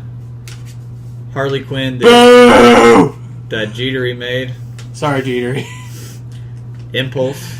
A new Impulse would be nice. Jenny Quantum. I'm not sure if I'm familiar with She's Jenny the girl from from Authority. Stormwatch and Authority. Quantum. Yeah. Okay, yeah. Which I'm fine with. I thought I hadn't heard of my list. Max but- Mercury. That's a Oh, pretty. Max Merc. That's a pretty easy one. Midnighter, also from Yeah. Authority. I just find it funny we have a Midnighter on this. Are they making Ragdoll? Yeah, he was in I told you. Yeah. Bro. Oh wait, Yeah, it's... it doesn't look like him, but okay, it might be. Maybe that's what New 52 Ragdoll looks like now. Murmur. There's another one of mine. Remember? Ragdoll Rainbow Raider. Are you guys familiar with Rainbow Raider? I mentioned him when I listed on... Are you earlier. once again? Are you No. just referring to Austin's boyfriend? Rainbow Raider. Austin, who's Rainbow Raider? I have no idea. I just read him off on the list earlier. Well, you suck his dick a lot. Ragdoll. Hunter gets a cat. This I'm is- not the only one looking at cats. Asshole. I'm gonna look up Ragdoll real quick. Because this is not the Ragdoll that I'm familiar with. Or maybe it is and they just give him 2 totally different looks. And why is my computer and mouse all of a sudden extremely slow? It takes place... I guess Ragdoll is totally different now. That is disappointing. Well, I knew he wasn't going to be in the new Secret Six. I don't think. I can't remember who they said the team was, but gosh, who else was it? Catman for sure, but I can't remember. I hope it's the same. Why won't it be the same? I'm going It's to be not. very sad if it's not. Open Secret 6 on that link and you'll see who the Maybe this isn't the same. No, I think it is Merkel. Yeah, I think it's last name Merkel. Okay, sorry for that tangent. It just depressed me. Rainbow Raider. Let's see who the hell Rainbow Raider Well, is. you skipped Midnighter. You started saying it and No, I skipped all the way said- down to If the Raphael. Wikipedia page says Austin's boyfriend, I'm gonna laugh so hard. I said Midnighter from Authority, and then I said Merlin. Look at his fucking the name! list doesn't have Apollo. It has Roy G. Bigelow. So, You motherfuckers! all right, let's give you guys some comics education. Rainbow Raider, Roy G. Bigelow, male gigolo, first appeared in The Flash number 286 in June of 1980. He was a minor, though recurring enemy of Flash and other heroes. As a child, Roy Bigelow I can get fucking Rainbow Raider, but Sabretooth is a big problem! always dreamed of a career as an artist, since a lofty goal considering he was completely colorblind. Drew, this is your. Drew, this is you. This is your kindred spirit, bro. Rainbow Your Raider. kindred spirits with my boyfriend. He would often paint what he thought were beautiful pieces of art, only be told that they were made up of clashing colors. His father was an optometrist and genius in optical technologies. Why is there so much detail in his eyes? Because he's a golden age villain. Swore he would find a cure for his son's disorder. What a nice guy! Due to failing health, he was unable to complete his product. Instead, created a sophisticated pair of goggles that would allow Roy to create beams of solid, rainbow-colored light. On his deathbed, his father presents him with the gift. It was not long before Roy found a sinister use for these rainbow-colored goggles. He's Cyclops with rainbows! You know what the sad part is? Scott Summers is still gayer. Nick, I hope you're listening. Anyways, he ends up getting killed by a blacksmith. Speaking of blacksmith, that's on Drew's list. Savitar. I'm not sure who Savitar is. Are you guys? Is that another authority I have no person? idea. Let's do a Wikipedia for Savitar. God damn, we're learning so much today. We're learning today, guys. Savitar comics, supervillain. First appeared in Flash Volume 2, 1995. 1995. A Cold War pilot was testing a supersonic fighter jet. As he reached top speed, his plane was struck by what appeared to be lightning. He went down in hostile territory. Discovering he could defeat the enemy by moving at super speed. Okay, so he's basically a typical speedster. I wonder if he's the one that was in front there when we were looking at because over there on it says sculpt shown at San Diego Comic-Con. The Shade. The Top. There you go. Shit. We're Swift. getting the power top. Weather Wizard. And Zoom or Professor Zoom. And those are the only confirmed for sure figures. Oh, speaking of the OP kit, what do you guys think the relic's going to be? I have no idea. Cosmic Treadmill. And actually, the OP kit doesn't even have a figure. You know what's kind of sad? It's 3 copies of one object, not a figure. None of us said Heatwave. I thought he was I already thought we said confirmed. Heatwave. Nope, no one said Heatwave.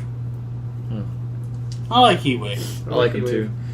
I think it'll be the Cosmic Treadmill. It's the only Yeah. Flash-related relic I can think of. I agree. I think it'll be Cosmic Treadmill. Although it's weird that there's only 3 copies of it. Of You one think it's object. gonna give? Well, they've been vibes? shrinking the shit out of them, so that doesn't surprise me. Still, that's pretty small. Giggity. Confirmed Fast Forces is Captain Cold, Captain Boomerang, Mirror Master, Weather Wizard, Heatwave, and Pied Piper. So there's another one you can cross off your list So there. Drew has 5 out of his 10 are confirmed. I have 2, and you have 2. I got more than 2. Zoom, Pied Piper. Was Zoom confirmed? Yeah. Yes. Zoom and Pied Piper. Yes. I don't see no Pied Piper. Down. Oh, I see Zoom. Zoom, and then Pied Piper I just said is Pied in the Fast Piper's in the Forces. Fast Oh, I Forces. didn't hear him in the festival. So I got 4 as well. Yeah, damn it. Sweet. And still, that's only like 20 to 30. Yeah, I know. There's tons of time for us to get the other people we want. Which I'm sure we'll get a lot more at Alliance. Guys, it's fine because Rainbow Raider's in the set, and that's all that matters. I think I found my new favorite character. Yeah, he did. Midnighter. Okay, so quick aside on Futures In. I was gonna say, I find it funny that they've confirmed Midnighter, and even though we know that Authority's in here, how would they do Midnighter, not Apollo? Oh, it's going to be a duo. It's going to be like the Billy Batson and himself, except it's going to be Apollo standing behind Midnighter. Yeah. We've talked about And there's it going to be before, no question about the intention on the sculpt on that one. and we've talked about it before. Midnighter and Apollo are freaking awesome. Like, I'm really happy with the figures of them. Midnighter's awesome. Midnighter's, okay, yeah. Apollo can be a bit of a Apollo is a little gay. Just going to throw that out there. Midnighter's just getting in there. Apollo's. So, quick tangent on Futures End. It starts out very interesting, of course, Yes, because it Terry's does. involved. Issue 0, which was free at New Comic Book Day or something last year, was bitch. awesome. Free comic book day? Because new comic book days are Or sorry, weekly free comic book occurrence. day. Both are exciting. Issue 0 is awesome. Issue 1 was awesome. And the premise of everything going on is really cool. The issue is that they have like 4 different writers, each writing a different part of the book, and a few of them are not that talented. And then you have Brian Azzarello. So basically it's like Brian Azzarello, who's top tier in my book, and then Keith Giffen coming in and writing a lot of the other stuff, which is bottom tier in my book. What's And Keith Giffen read? a lot of New 52 bullshit. Like, and when I say shit, But I he's mean... no Justin Jordan. I mean general. No, he's no Justin Jordan. Let's not make... If they gave out Razzies for freaking bad comic book writers, Justin Jordan would be the winner every year. He's not that bad. There's people who are way worse. Really? Yeah, Because I thought that was really bad. I think the thing is we're just comparing... And the thing about Keith Giffen is he does have some decent books. I'm just saying right now his books have not been... But they're What's not... he- They're also not giving him a lot to work on, but anyways. Really, DC? Apparently he does a little bit of everything. Oh, he's done a lot over the years. Look at all that. Oh, Larfleeze. He worked on OMAC, which was terrible. Oh, Larfleeze. That book's really, really good. Right? God, you guys... Don't even joke like this! You guys like I was so Larfleeze, disappointed. So disappointed. Right? Mac, that book turned out good too. That didn't get canceled or That anything. got canned so quickly. How many issues did it last? Actually, it lasted So literally, they like, did their initial print run. First issue Yes, didn't sell, and they failed it. Pretty much. Let's see here. He has done a lot of authority though. But anyways, Oh, he did Threshold. it's still, if you're really into DC like I am, it's worth reading just to keep up with everything that's going on. And I will also say that the last 2 or 3 issues, it's weekly. The last 2 or 3 issues have been good, and it is picking up. Is it done yet? No, it's not even close. It'll be going on for like a year.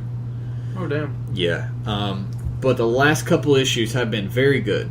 So, and we just found out some big mysteries that have been happening throughout the whole series. So, it's not a bad book. It's just not a great book either. The problem is you can't have a book. I know it's a big book, but you can't have a book and have multiple writers on it. It never works. It's I terrible. agree. It does, and I know that it's separate storylines, but it's still supposed to overall be the same overarching story. And I had we talked about that with AVX. AVX did the same thing. They changed writers and artists every single issue, pretty much. And it just makes it needs to be a cohesive story. Like when Marvel handed off Infinity to Jeff Johns and had him write the vast majority of it, solid idea. Or not Jeff Johns. Well, the issue with this Hickman. book is not only... I'm not saying they alternate between issues. They split up each issue and write different parts of it. Mm-hmm. So- and each individual. Yeah. That's terrible. So Brian will write one part, and then Keith will write this part, and then the third guy will write this part. And it's very noticeable when you switch. At least to me, it seems It is. noticeable when you switch between the writers. But anyways, We're giving the man who wrote Larfleeze, that doesn't surprise me, it's noticeable. it's been a while since we took a trip. Trip to the corner. A little corner called Drew's Valuable Silver Age Corner of Values. Come on in. Value corner of values. Let me take you We to need the a corner. chime to ring when we open The the open door. sign's on. It is on. And we got nothing but value. Let's venture on down. So, Hunter, what's our theme this week? I'd say a little flash of this, a little flash of that. A little flash of this, a little flash of that. I don't know, it kind of... I don't know. What do you got on the clearance rack that's Flash related this week? Nothing but hate. Nothing but hate. So, Do you remember what it was? Okay. Because Drew forgot what was on the clearance rack. No, I know what it was. I just needed to see the dial so I could do my shtick. I think you should contact old Rainbow. I think he can help you with your shtick problems. Tell Rainbow to fuck off. He'd love to. I didn't mean literally. Okay. So if you're a flaming homosexual, that's your life choice, Austin. But Anyway. Well, never mind, you can go ahead and... you guys made that really... Animals are being ridiculous. Okay, anyway, what am I saying? 87 points. What would Alright. you pay for 87 points? What would you pay for 87 What do I points? want for 87? I would pay 87 points for 87 points. I want some movement attack. You got it? And I want at least one cool special power that... I don't know, the 87 point range is like the sweet spot. There's a lot of good figures around the 70 to 90 point range. So There are, Hunter. What's so special about this one that I should really care when I have so many choices for a clicks around 70 to 90 points? Okay, What so am I you getting? sit down at your table. And your opponent puts a speedster team on the other side. Shut up, Austin. This isn't your segment. Yeah, fine, whatever. I just thought it was funny. I'm just talking over everybody. Look at me. Anyway, sit down at the table. You're playing against Philip Young. Shout out to Phil. He's playing nothing but Superman. Phil playing Superman only team? Get out of here. Next, you're going to tell me Harry likes Batman. No. I respect Harry too much to think he likes Batman. So That's Phil's right. got... So Phil's sitting down, across from you. He throws down all these Supermen. What do you see the most? hypersonic speed. Hypersonic speed. I would have said super strength, but that works too. Both, yeah. They But don't what know. good is the super strength if you don't have the hypersonic speed? Exactly. There's still Superman that have charge. Charge is not as good as I don't hypersonic. give a shit about no charge. Everybody's got charge. My little 50-point Soldiers of the Dead today had charge. Fuck it. I'll give a hammer to a pog and it'll have charge. Fucking lawyer was doing some work. Him and the reporter were getting it on today. They were a distraction, I must admit. Anyway. Yeah, hypersonic. So what if I told you for 87 points, you could just fuck hypersonic up? Like I couldn't use it. Yeah. Kind of like the Flash, where it's only within 8 squares. I can't use hypersonic, and I have to give it a free action and all that stuff. Well, kind of like that, except it doesn't matter where you're at on the map. And Oh shit, son! just in general, other characters besides this one can't use hypersonic. So wait, he has hypersonic, Yep. and he can use it, Yeah. but nobody else can use it on the map, no matter where they're at, how many points they are, anything. How many Yeah. points is this bastard? 150? 87. Damn, son. 87 points. That's half price. So what are we talking about on defense value? Because obviously everybody's going to go after him if he's, Well, hell yeah, they if are. he's preventing all my Supermen from hypersonicking. What would your first thought on defense be, Hunter? It's got to be low to balance out the points of the piece. you know? Fuck no, that would make sense. We're going to make it an 18 super senses. Oh shit! So you've got survivability there. All right. Not to mention, if they don't hit you, you're just going to run away like a little asshole and then just... Yeah, Go ahead. I assume that hypersonic is going to help keep me safe as well. You know, hitting and running, Yeah. and then. All And right. just imagine that poor Superman finally got up on you. has no movement attack. And he has no movement attack because you're a dick and decided, I don't want you to have that. And then you just hypersonic and run away. That's right. But what gets a little better on that second click, Drewster? What makes the running away thing even more ridiculous?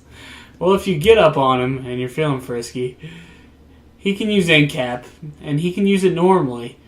Or he can use his close combat attack as a free action instead of... Or he can use the close combat attack as a old free word. action instead of a close combat attack while using... He can hypersonic and cap. So he can end cap okay. me while he's hypersonicking. Yes, that is what that means. So you're like, I'm So gonna not only does in yeah. cap and run. So he shuts down my hypersonic. Right. So Superman has to fly up on me. Then he hits me in the face, incapacitates me, makes me take a click, and I run away and hide again. Yep. All while having super senses. Yeah. Okay. His movement must be kind of low, then. I'm pretty sold. How do you balance him with a high movement? Yeah, he's got to have like a 6 or 7 so he can't get very far away. Nope, he's got like a 13. Oh. 12. All right, you got yourself a sale, assuming that At least tell me the bastard silver ringed. yes. Yeah. I don't know why you want to play more than Considering- one. Because there had to be something, Drew. I had to find Well, something. if they played multiple, then they'd stop each other I from know. using hypersonic. No one is serious. So, what kind of price we talking? You know, I mean, he's on the clearing track after all, right? Well, yeah, it's the Drew Value Corner of Value. So Oh, for this $99. Brave and the Bold 043 Kid Zoom you have here for 87 points, how much a piece like this? Well, It's got to be. you'd expect something unique as just plain old fucking other characters can't use hypersonic These speed. are rare. I'm gonna say Andy's are rare. I'm gonna say $5. $5. Yes, 8. I would guess Because this is... about $350. Kid Zoom, Cool Stuff Incorporated. They have 7 left. 043 Brave and the Bold comes in at $1.49. Wait a minute. Okay, so let me get this straight. You could pay $1.49 to get the mini with the card, or you could pay $2.49 to get it without it. Sounds like someone didn't update both the prices. What? So I tell you what you do here, folks. You buy the 7 minis with the cards, and then you sell them back to Cool Stuff. You keep the cards, and you make 10 cents profit on each one after And they then you take just their build cut. a stack of cards. Or you could just buy one. And then you own every Kid Zoom card. and you prevent... And What this does... Then you have a monopoly. This is diabolical. And then you sell them for like $5 each on Realms. No. Once you have the monopoly, then you can stop everyone else's hypersonic, but no one could stop yours. That's right, because once they set their Kid Zoom on the table, they're automatically disqualified. Hey, where's the card? What's his ability do? When you know, you just bought them all. All right, you got yourself a sale. $1.50. Kid Zoom has worked his way. So help me, if one of our fans buys all 7 and freaking takes a picture of it. Let's get into community. Let's talk a little dial design. Let's design some dials. Dial design. We had a man this week who got a 38 out of 40 grade. Not too damn shabby. Not too bad. The assignment this week for dial design, this was actually the first week for September, even though we started it technically in August. The assignment was design 2 dials. First of which is a non-prime, and second which is a prime. And the prime version needs to represent the same person, but either on 2 different teams, or maybe 2 different versions of the character at different points in their comic book career. Rod2112, who's done well before in the past. In fact, he may have won at one point. I can't remember. I feel like he did. Did Storm and a Prime Aurora. And these dials scored well, I feel, because of their comic accuracy, and also they have a couple pretty cool special powers. They're just tight, overall, solid dials. His Storm, the unprimed version, has X-Men, 7 range, 2 bolts, 105 points, X-Men keyword only. Flight, Sharpshooter on this one, 2 special powers. Running shot with a special attack power. If a friendly character, it's called I Lead the X-Men Professor. If a friendly character uses leadership and fails, Storm can use leadership this turn. And if she succeeds, she can remove a token from a friendly character with the X-Men keyword up to 4 squares away. Then her special damage power is called Into a GD Hurricane. When Storm hits with an attack, after action to resolve, you may place each hit opposing character, because she has 2 bolts, up to 3 squares away from its current square. And I like that because it's better than Force Blast. Because it's not knocking back. It's just basically picking you up and placing you. And so it's kind of like a mini TK. So she hits them, does damage, and can move them 3 squares away from their current square. Other than that, it's pretty typical Storm Dial, but good pacing with some energy explosion, sidestep, perplex, and pulse wave. And then she has to take Earthbound and regen on her last click.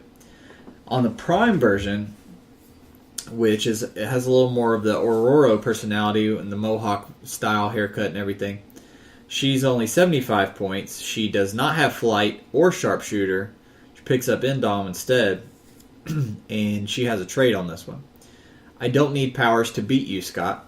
Aurora can use reflexes and outwit. When she uses outwit and targets a character who missed her with an attack last turn, she may choose to counter all powers possessed by that character. So it's kind of showing her intelligent side.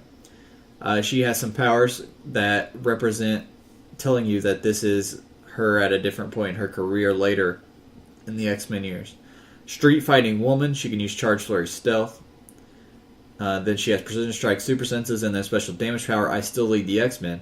She can use Leadership as if she costs 150. When she does, you add 1 to the dice roll for each friendly character who possesses the X-Men team ability adjacent to her.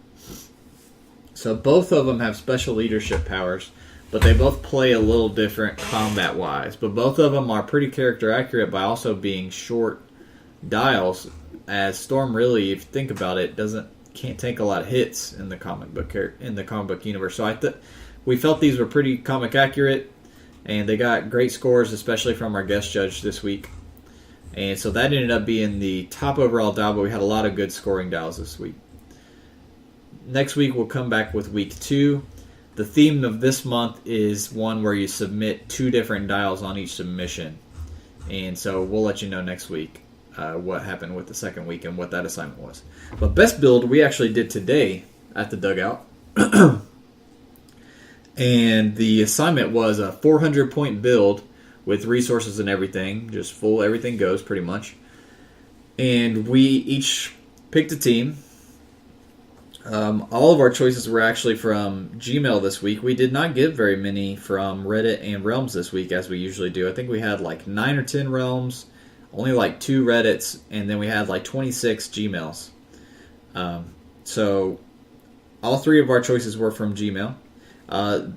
Besides the 400-point format on this event, each round, after each player takes their turn, the map closes in 1 row and 1 column, and all the squares from there and then outside change to a different terrain. First game, it's hindering. Second, it's water. Third, it's blocking. And then you have to take damage if you're in the blocking. You have to move inside. So I picked Chili Willy's team. Pretty funny name. Who had a Lord of the Rings team. So that's kind of what drew my eye. But what else drew my eye was that he put the book on the team, and it was a pretty good team to have the book on because they can sidestep and carry each other. So it helps, they can easily get out and get up and to drop hammers without having to take action tokens. Get on. They were also all from Return of the King, and they all looked like fun pieces, and these were on my need to play list, or at least some of them were. Yeah, those sculpts were awesome. So I picked this team. It was one Gandalf the White, who I've really been wanting to play at 65 points. He's really, really good. He's very fragile, though. Drew just blasted the shit out of him. Actually, each game he got killed in 1 hit, pretty much. But he's only got 4 clicks, doesn't surprise me. Yeah, but he's just a really good support piece. If you guys want to check out the Return of the King set, Gandalf's really cool. He's only 65 points. He's a support. He has Sharpshooter and a special white box power on his attack, where each turn you get to choose a standard damage power on your card, and he has all the good ones: support, prob, outwit, and perp. So you can use whatever's showing, which on top click is support, along with whichever one you want: prob, outwit, or perplex. For each action token on him. For each action token. So when you have 2, you can choose outwit and perplex on top of your support or whatever. That is really good for 65 points. Mm-hmm. And then sharpshooter on top of that, so he's ignoring friendly or opposing characters when he's using his outwit. This bastard's got sharpshooter, indom, and move and attack, and that. And so I had him at 65 points. The team also had a King of the Dead at 150, And then 3 Soldiers of the Dead. Now, the King of the Dead is a pretty solid just melee dial.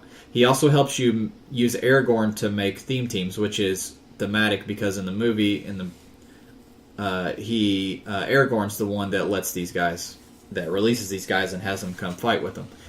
King of the Dead has Charge Exploit on top dials, and then mid dial blades, and then some flurry blades towards the end. So naturally with the hammer, and he has 7 clicks, so I decided to give him Anger's Hammer to keep his longevity. And then the Soldiers of the Dead are only 4 clicks long, but they're 50 points, and they have a lot of movement. They only have 6 as far as their value, but they have sidestep and stealth, and they can carry other people who share a keyword. So since it's a theme team, they carry each other. So like I said, that's what drew me to this. Is one was them having precision strike, so Quake drops from the book would at least get 1 guaranteed damage in with precision strike. That came in very useful, especially against my last team against Bizarro and Techion and heavy reducer characters. So the team really had my eye.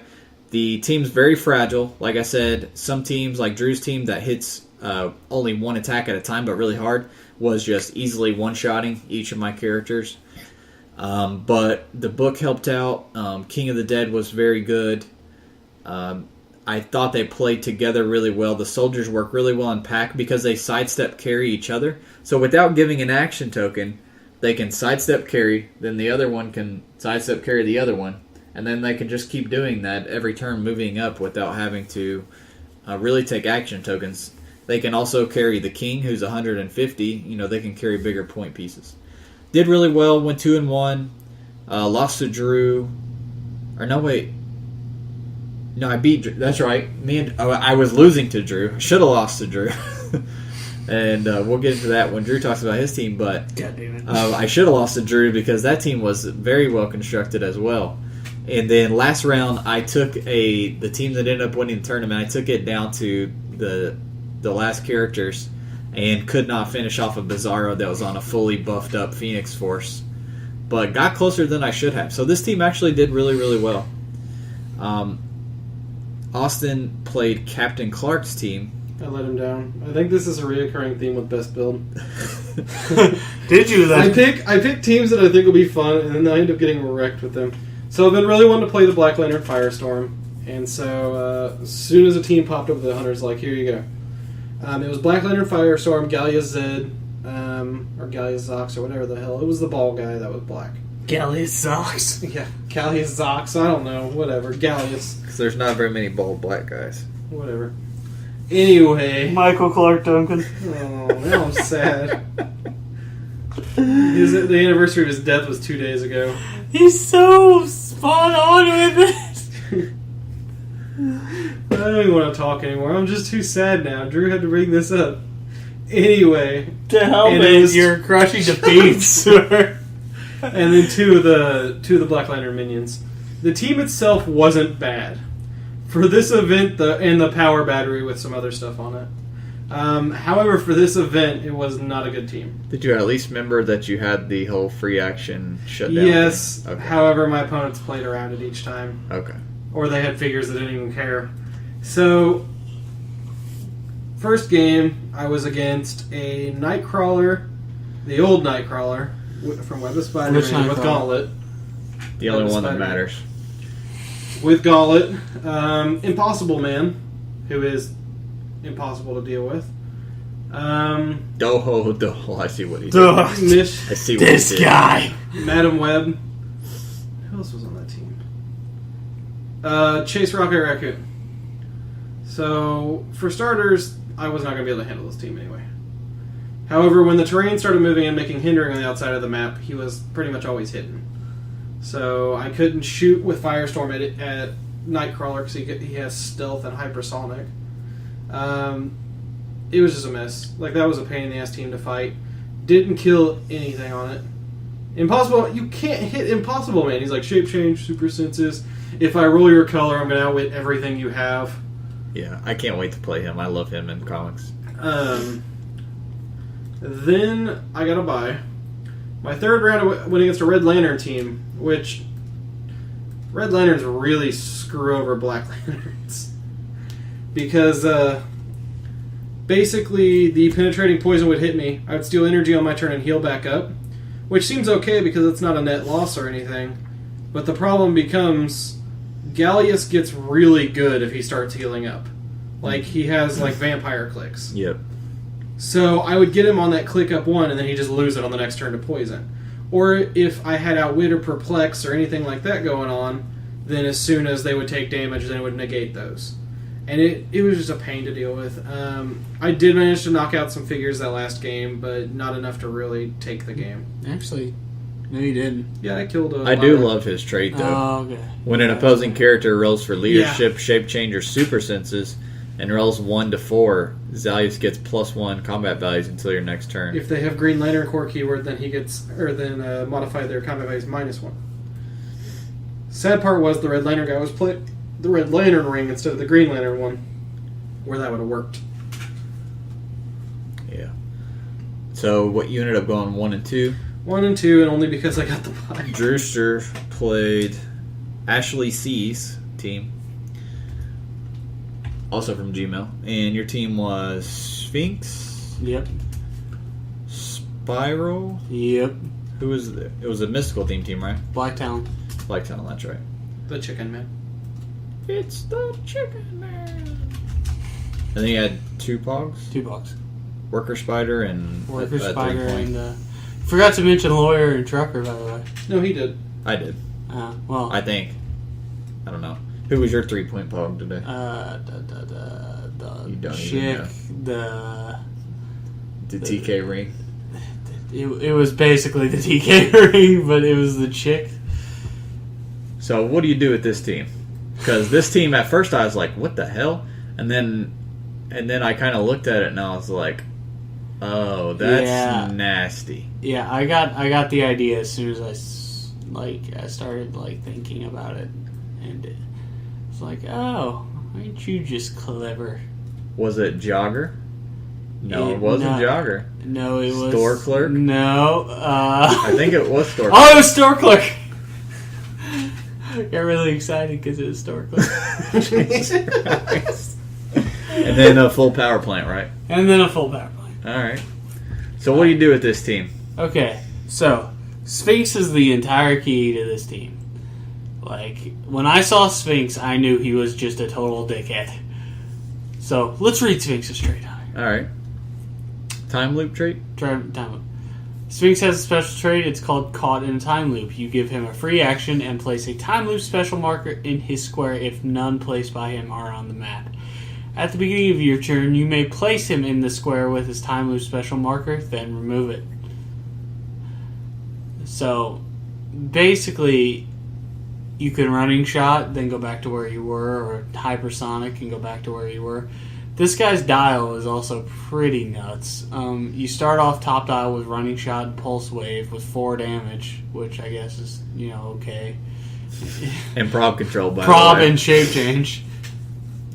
And then if they hit you for 3, you roll on to 3 or 4. 3 or 4. You roll on to hypersonic, outwit, perplex, Power Cosmic. power cosmic, and colossal. And prob control shape change. Or at least prob control. Hypersonic 5 damage for 190 points. Oh, and impervious with a 19 defense. That's not good. That's not good. And honestly, the most common amount of damage is 3 damage or Yep. 4 damage. I hit him directly onto that click, and I Yeah. was like, what the fuck just happened to this guy? He just pretty much turns into fucking Jesus, and then just Egyptian? So I'm assuming. So you use Spiral's portals. Yep. So let's see, you were TKing out Spiral, Yep. dropping portals, Dropping portals. mind controlling Sphinx with Black Talon, Yeah. put him on the portal, Yeah. drop the time loop in on top of the portal, Right. and then just stack rings. Just stacks on stacks on stacks. Stacks on stacks on stacks. Alright. And then he'd run through, and then pulse wave with the force blast ring. And Electro Blast for extra damage. Fucking nuts. And then burning rings on top of that. And then next turn he gets to pop right back to his time loop. So trust me when I say play Sphinx, because he's just a fucking man.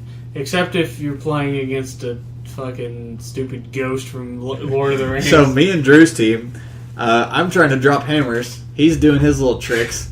He comes over, one-shots Gandalf, like turn 2. I was like, son of a bitch.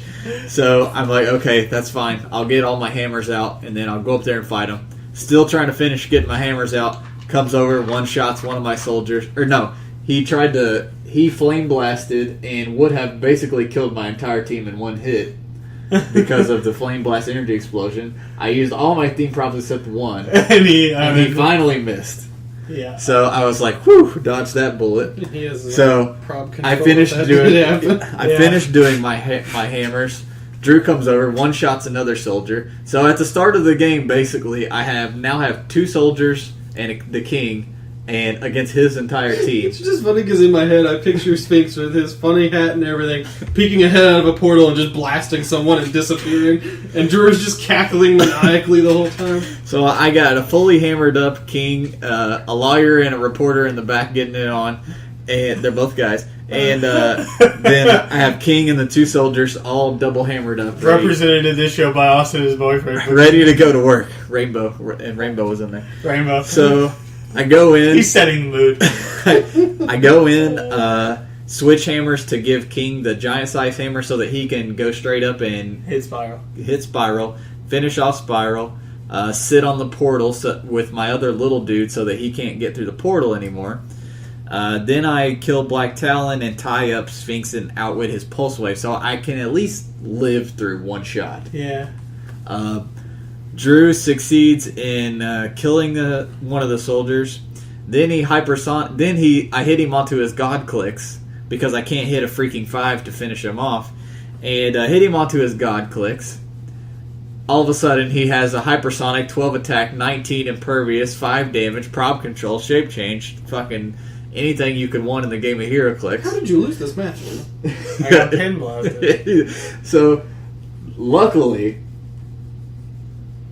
I got put right on the last click of the book. Yeah. The very last best click of the book. So he had +2 everything. Drew, hypersonic, smokes the King of the Dead, and gets away. And so now it's just Sphinx still on his godlike clicks and my little 50-point Soldier of the Dead.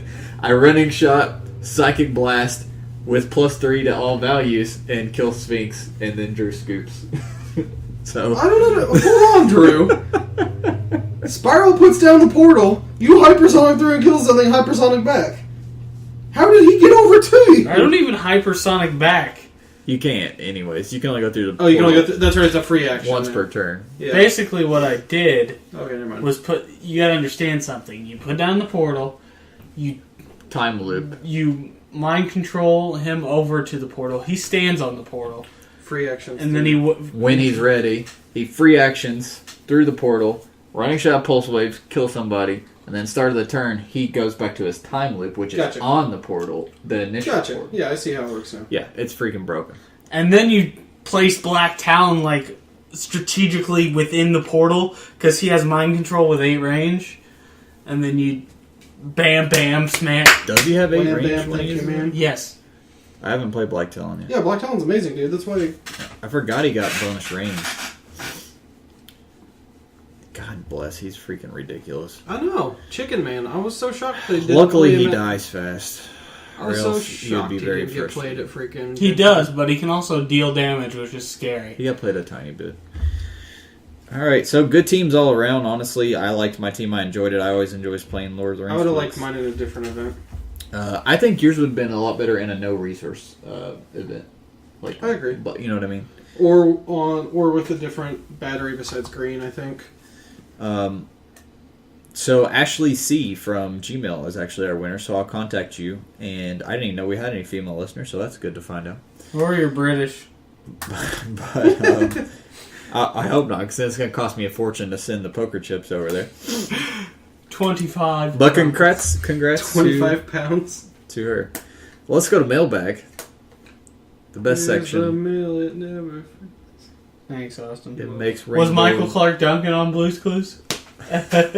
You watch your whore mouth! That's all you got. You leave the dunk out of this!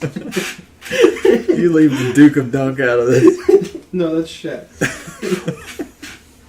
On the subject of bald black guys. Are you gonna remember his anniversary of death too? No, I like Shaq, but I don't love Shaq. Eric Linnell always gives us good questions. It makes us argue for 15 minutes. Number 1, I'm very excited for The Rock to play Black Adam. We were just talking about this like On the way home. on the way over here.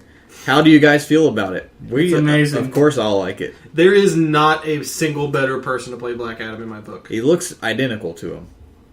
He was born to play Black Adam. I don't think I've seen The Rock in a movie and not enjoyed it and think he did a good job. In fact, Even the movies that are terrible. the first movie I ever saw with him is probably still my favorite Rock movie, and that's The Rundown with Sean Rundown's William amazing. Scott. Oh, I love that movie so much. As I said, it's funny to me that he is playing an ancient Egyptian king who's unearthed and... It may have bad CGI. He's never played a role like this before. Scorpion King. Number 2.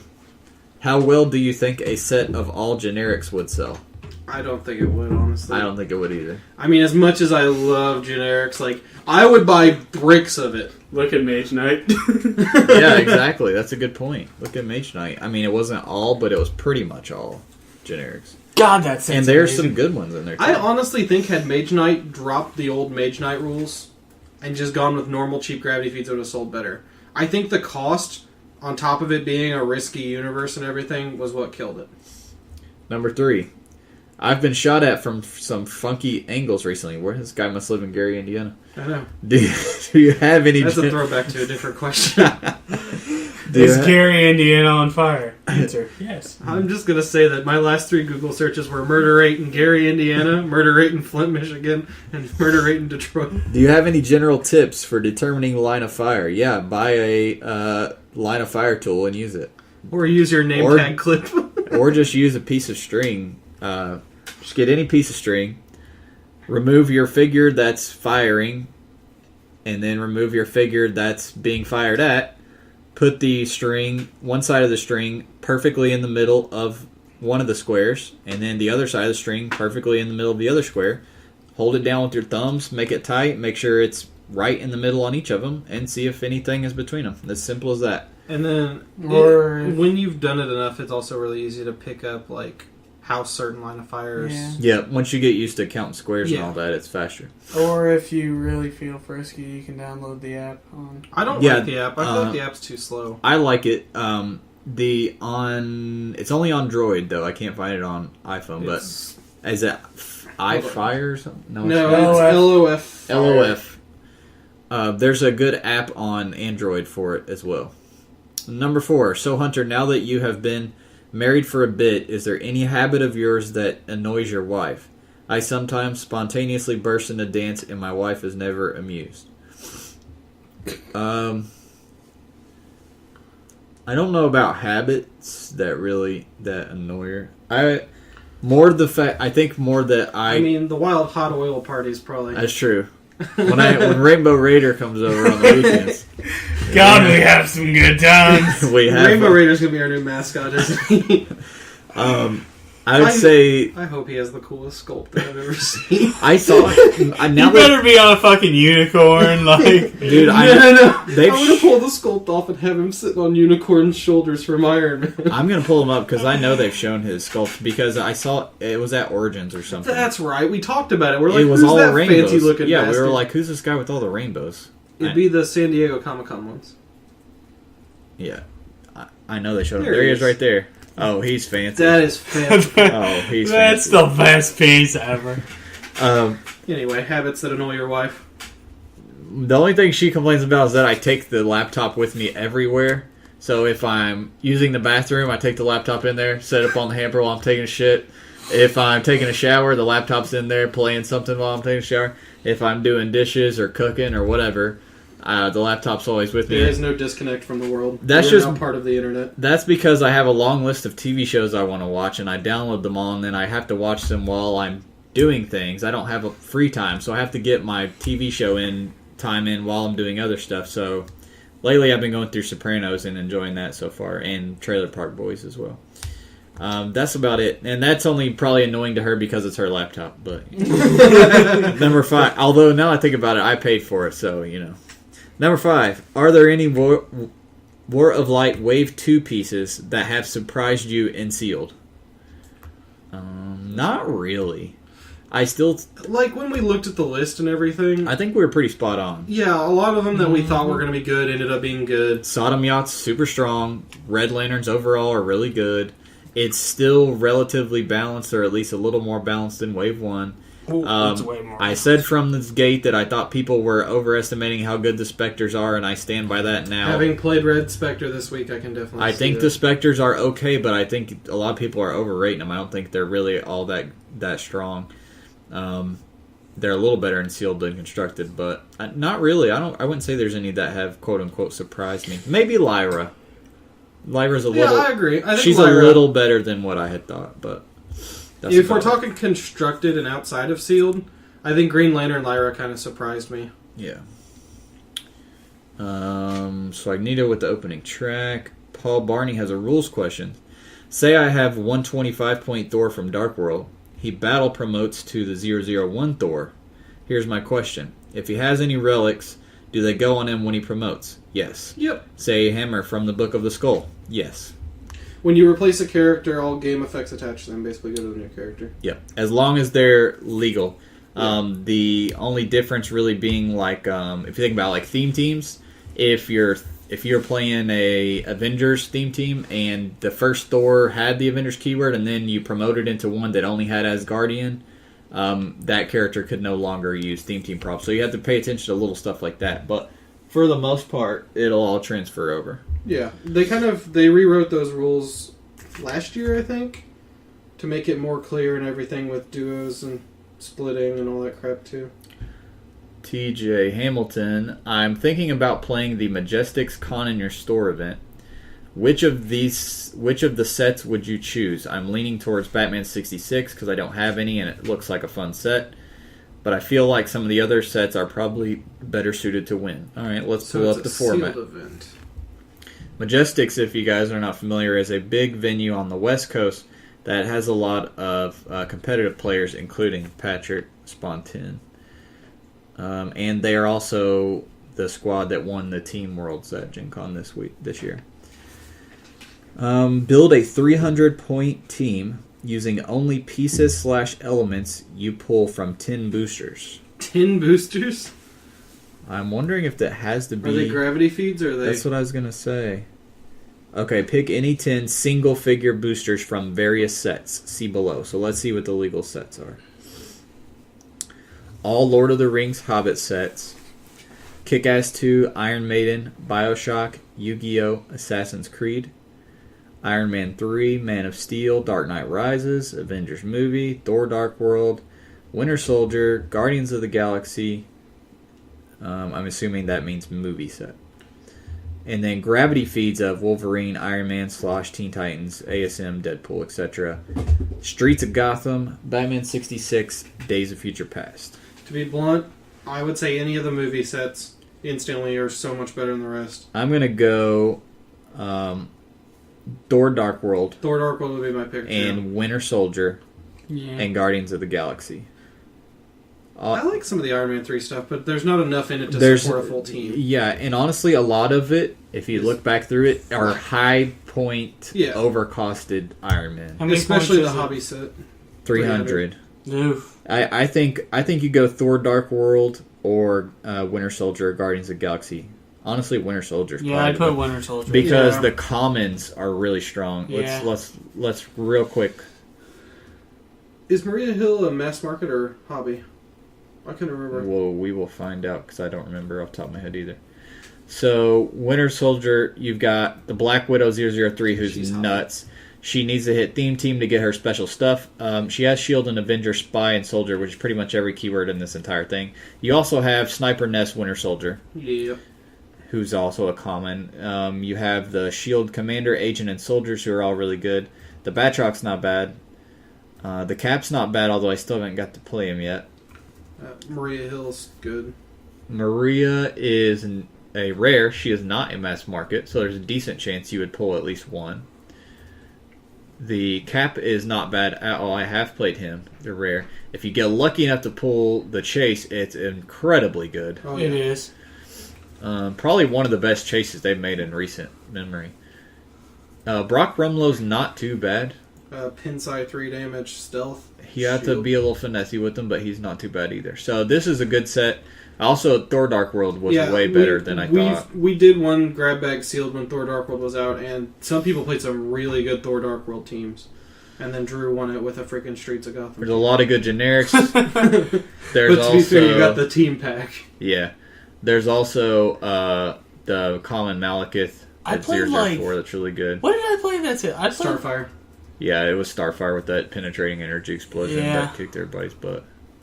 Sorry, I'm good. I'm thinking Winter Soldier if you don't have any. I second Winter Soldier. If you get lucky and pull a Malekith and... Yeah, and Malekith's only a common, so in sealed he would be tough to deal with. Oh yeah. Even though he's going to count as 225 out of your... Oh man, that's rough, yeah. As long as you pull a Dark Elf Soldier. But even then, or an Iron Yard. Freaking Malekith plus any of those shield generics. Yeah, give him the extra range and the bonus damage. Yeah, I don't know if you can mix it up or not, but that wouldn't be a bad mix. So, hope that helps you make a decision. Either way, have fun. Yeah, Batman 66, really bad. It's fun. There's maybe 3 pieces. I played almost all of them now. There's maybe 3 that can somewhat hold their own in mix with other sets. Did they say Arkham Origins? No. But it is they are bad. Let me put it this way. They're really bad. My zombie team has yet to beat like anybody. The one team I know I remember beating the hell out of was a full Batman 66. Best build team. And I destroyed it. Go GSX Sabretooth, go! Shut up, Drew. There will never be another Sabretooth again.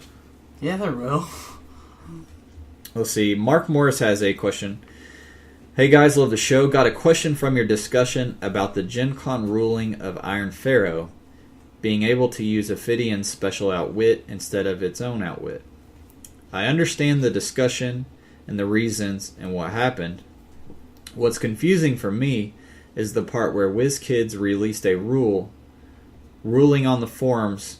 On their forums, he means the new forums, to quote-unquote cover their ass. This is the page I found about it in the forums, and I'll link it here in just a second. However, based on this, the judge at Gen Con was still wrong to let Iron Pharaoh use Ophidian's power. I was not able to determine from your podcast if this was the forum you were referencing or not. Alright, let's open up real quick.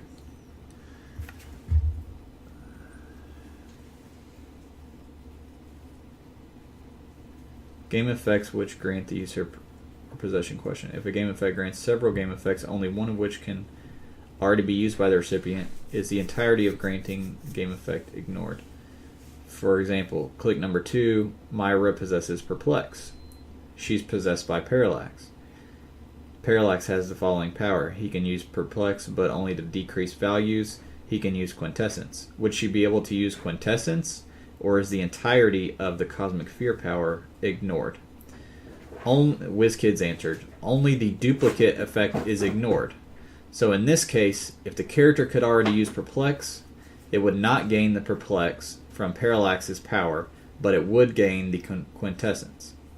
Note that while additional effects are not ignored, effects that modify the use of a power that use language such as when he does, etc., require that the power be used through the same effect.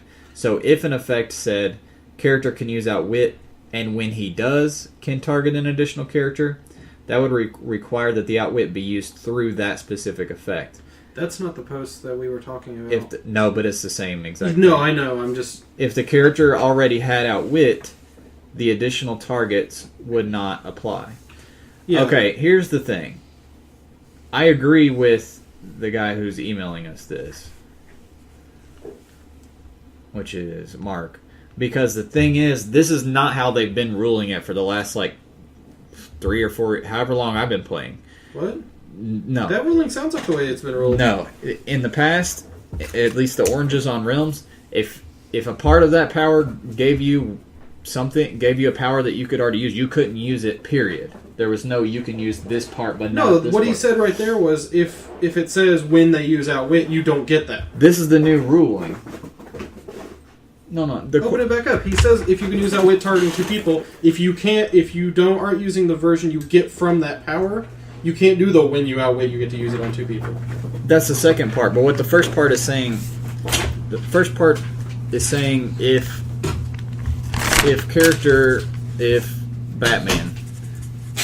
Batman has outwit on his dial. Yes. And Parallax has a special outwit that says Parallax can use, and Parallax possessing Batman.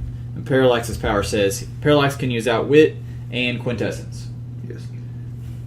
I'm saying they used to always say Batman cannot use that power at all. What? Yeah, that's how it's always been. If it gives you something that you already have access to, you can't use the power. You can't use outwit, but you'd still get quintessence, wouldn't you? No. Not in the way that they used Well, to then do the it. hammers wouldn't work if you could already use charge if that was the case. Because the hammers say this person gets granted You can charge. use your regular charge. No, but I'm saying if the hammer says you can use charge and exploit. It's not that you can't. It's not that Batman can't now use outwit at all. No. What I'm saying I is... see what you're saying. I see. If you have charge and the hammer said you can use charge and exploit, then you wouldn't be able to use charge But and that's exploit. that's something being granted through a But relic. that's or being granted- That's a special power. This and was- entities are something completely different. It was a cover your ass moment because, and I get what he's saying. Even if even if this is the official how it's going to be from now on, I like they the still rule. ruled it incorrectly. In the end, even with WizKids posting on the rules forums, was the ruling at Gen Con wrong? In my opinion, yes, it was, and in pretty much everybody else's opinion, yes, but whatever. Was WizKids releasing a post to cover their ass, or just to clarify the rule more so that what happened at Gen Con wouldn't happen somewhere else? I don't know. I'm not going to get off on a rant and say, one way or the other, because I don't know. I wasn't there. I didn't see the game. I don't know exactly what happened. All I know is that there's a huge outcry about it, not just this specific moment, several moments that got totally screwed up. And the thing is, I know how it can be. It's tough. Gen Con would be a little easier at that point in the tournament because you have so many judges at this point and not as many players, but in the early rounds of a tournament, I can imagine how difficult it would be being a judge and how stressful and how it would be easy to screw something up. Especially something that you don't get asked all the time. Yeah. Like I'll be running the big ROC for Indiana. I'm expecting 100 plus players for this, and I'm pretty much gonna be doing all the rule stuff by myself. I'm pretty much guaranteed to miss one rules question at least. I mean, just of the sheer number I'm gonna be asked, in the quickness, in the demand that I'm gonna be getting asked stuff all the time, I'm probably gonna miss one. So I can understand, especially if you're gonna be short staffed like I'm gonna be. It's gonna be easy to miss stuff. So, with that said, I personally sympathize with the judges there. This is also something that doesn't come up all the time. My thought on it is, all these questions that we thought they were wrong on and stuff did pop up on the forums immediately after. I think it was more so because they made a compiled list of things to address. I agree. Yeah, we can't just be thinking in the negative the whole time. We can't just be thinking, oh, they just did it to cover. They only did all this to cover their ass. Maybe it's like Austin saying, maybe they did.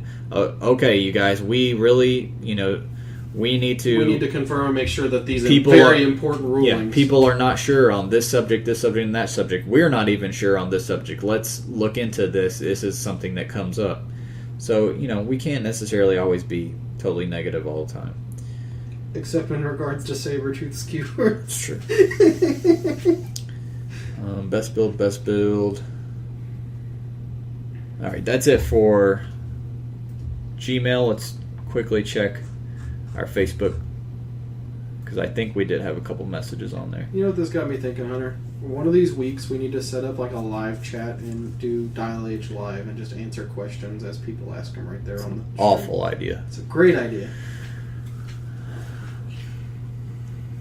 I'm indifferent. Kobe Brummett. His name's Kobe. He's from Martinsville, Indiana. Not too far from us. Yeah. I've recently started playing Clicks. Even more recently discovered your podcast. I love your cast. It's inspired me to start a Clicks page. It's Heroclix, and it's brand new. It's a pun. However, I'm having a hard time getting a bunch of likes because almost none of my friends play. We're going to try to find your thing right now because he didn't link me to it. It sounds like it's on Facebook if it runs on likes. So if you wanted to give me a like and maybe a shout out to the page if you like it, I'm really getting excited about your event. Please include as much info as possible on entry as soon as possible. Oh, I'm glad we read this, and I'm glad you reminded me, Kobe, to bring up the Entry requires ROC. letting Drew have 15 minutes with you out back. No, not ours. He's talking about the big one. Oh. Well, first let's try to find your page, Kobe, and try to find Heroclix. If I could spell. Heroclix. Don't see it there. Let's put a space. Oh, there it is. Heroclix Community on Facebook. Looks like he's pretty much just updating news. Spoiler notices and stuff. Sharing spoiler notices and stuff. Which that's what I do in our local group. So this is something that we do with our local guys. All our local guys share stuff with each other. We have our own Facebook group like this. So this is a good idea. Those of you out there who can't get on the internet at your work all the time, but you still like to be in the loop and find out when new stuff's coming out, you can go to Zero Space Clicks and find his webpage and just like it. And when a new news item comes out, he'll post it, or some other things clicks related, and you'll be able to see it on your Facebook timeline on your phone instead of having to look through the internet all day. Because I know a lot of places you're not allowed to get on the internet at your work. We're kind of lucky, personally, that we get to get on the internet as often as we do. But yeah, sure, we'll promote your stuff, man. As far as the ROC, I do have official news. Last week I said I couldn't talk about it because I didn't know what exactly I was allowed to talk about. And not allowed. No, not Edward. Or not Edward. Edward has nothing to do with Too many generic sounding names. Howard. It's official. It's on the front page of HC Realms. The ROC Regional in Indianapolis, October 25th. And let me bring this open as well, which has more details. The prizes I already talked about. There's tons of prizes, including lots of con exclusives. It is a $30 entry, and it's Swiss with a cut to 16. Starts at 10 a.m. Eastern United States time. Modern age 300 points, no tactics, no entity possession, no figures larger than a peanut base. Everybody in top 8 at least gets one exclusive, along with a map and all the other stuff. I thought we went... Oh no, we were going over the kit. Yeah. This is the kit. Okay, so this is for the same kit prize. Yep. Yeah. Also, what's really important about this, first place is getting championship bye to the finals. Just huge. Of the ROC, which is going to be next year in Atlanta, Georgia in October. And next year their goal, and Howard says that they're very well on track to be able to do this, next year's championship is going to be a 15K. So the ability to come to our That's event... a long run, Hunter. The ability to come to our event in Indianapolis and win our event in Indianapolis and be able to automatically get into the top 16, I assume, or at least top 32, but I think top 16, for a $15,000 prize. Thank you for clarifying. Pretty damn exciting. Hell, I might actually enter that for $15,000. So, and we will also most likely, this part's not official yet, but we're probably going to do a side event as well. And Austin and Drew will probably be helping me out with that. So the whole Dial H crew, will probably be there. And another good point I brought up is totally free. If you go to Gen Con, you have to pay $50 to get in the door. Then you have to pay for your entry fees, your tournaments, all that stuff. This is totally free to get in the convention center and come play games. We're going to try to do a side event as well. If we do it, it's probably going to be $10 entry. And for every 2 players, we add in a booster of Guardians of the Galaxy. So basically, the more people I have that join in it, the more prizes I can put into it. And the winner, at the very least, the winner is going to get a brick of Guardians. But the more people I have, the more I can add. So if I get 10 more people, winner gets a brick, second gets 5 boosters, and then so on and so forth. So the more of you guys jump in, the more we can have. It's not going to start till after the cut. So you can compete in the main tournament. If you don't get into the top 16 and you get cut out, once I cut the top 16, you can go join Drew and Austin and Harry in the side event for $10. And the format will also be slightly different. I'll tell you that. I'm trying to shake it up a little bit and try to do something a little more zombie broad. meta. So no, not anything super crazy. I just mean it won't be 300, no tactics, no blah blah blah. 500 rock age. So 750 point rocket. 1500 point must play a colossal silver. Look forward to it. Dumbest tournaments I've ever seen. This is why we don't do builds. I thought.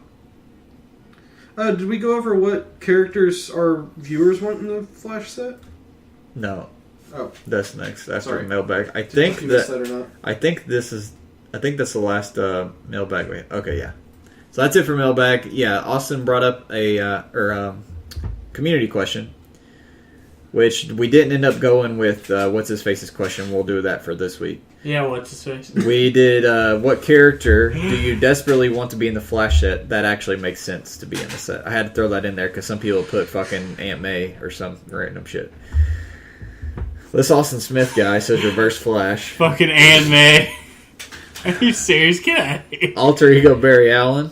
Speed Force Entity. Interesting idea. Green Arrow or Earth 2 Flash. Zoom or Glider. Well, both of those are in, Paul. Or did they confirm Glider? Yeah. Yeah. So, Merry Christmas, Paul. Murmur. Who's confirmed? Cosmic Treadmill Relic. Some more Earth 2 people. Jesse Quick. Another Deathstroke. Get out of here, kid. You bastard. Speed Force. You're the one who did this to us. Speed, He's pirate death. Speed Force Grodd. That'd be cool from New What? 52. Yeah, I know. Parallax Flash. Well, Parallax Flash is a... I mean, like, as much as more Parallax is whatever, but... Captain Cold. Max Mercury. He's in there. Black Flash. Another good one. Hawkman. Trigan. He's confirmed. Mirror Master. And Bart Allen. Flash. So some good choices there, and most of them were on our list. Shirts. So I sent out our winner's shirt to him. The Austin bought his shirt. Yep.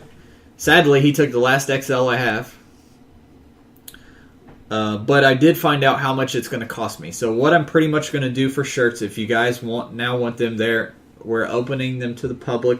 For $150 a shirt. The only issue is, like I said, you're better off getting them at Gen Con because then you can get it in your size. The only sizes I have left are 2Xs and 3Xs. They are 100% cotton, so they will shrink about a size. I know I usually wear XLs or larges, and I'm wearing an XL, and it fits me fine after it shrinks. So. I wear an XL, and the double XL shrunk to basically what my XLs are. Yeah, so pretty much it's going to shrink one size. Way I'm going to do it is just do a $20 flat rate that includes your shipping. So it actually didn't cost me too much. The shipping cost me about a little over $3, between $3 and $4. So for $20, you get the shirt and you get it shipped. And I'm only doing PayPal because that's really the only safe way that I can do it right now. So if you would like to order a shirt in 3X or 2X, then send me a personal message on our Dial H for Heroclix Facebook page, and I will get you the PayPal information, and we'll get all that taken care of. For $100, he'll include enough Taco Bell for you to eat your way to 2X or 3X. That is true. For $100, you could get as big as you want for $100 at Taco Bell. Sponsor of Dial H Quesadillas for days. I don't have that many left. I'd say 10 or less total. So if you want one badly, send me a message pretty soon. That's going to do it for us this week.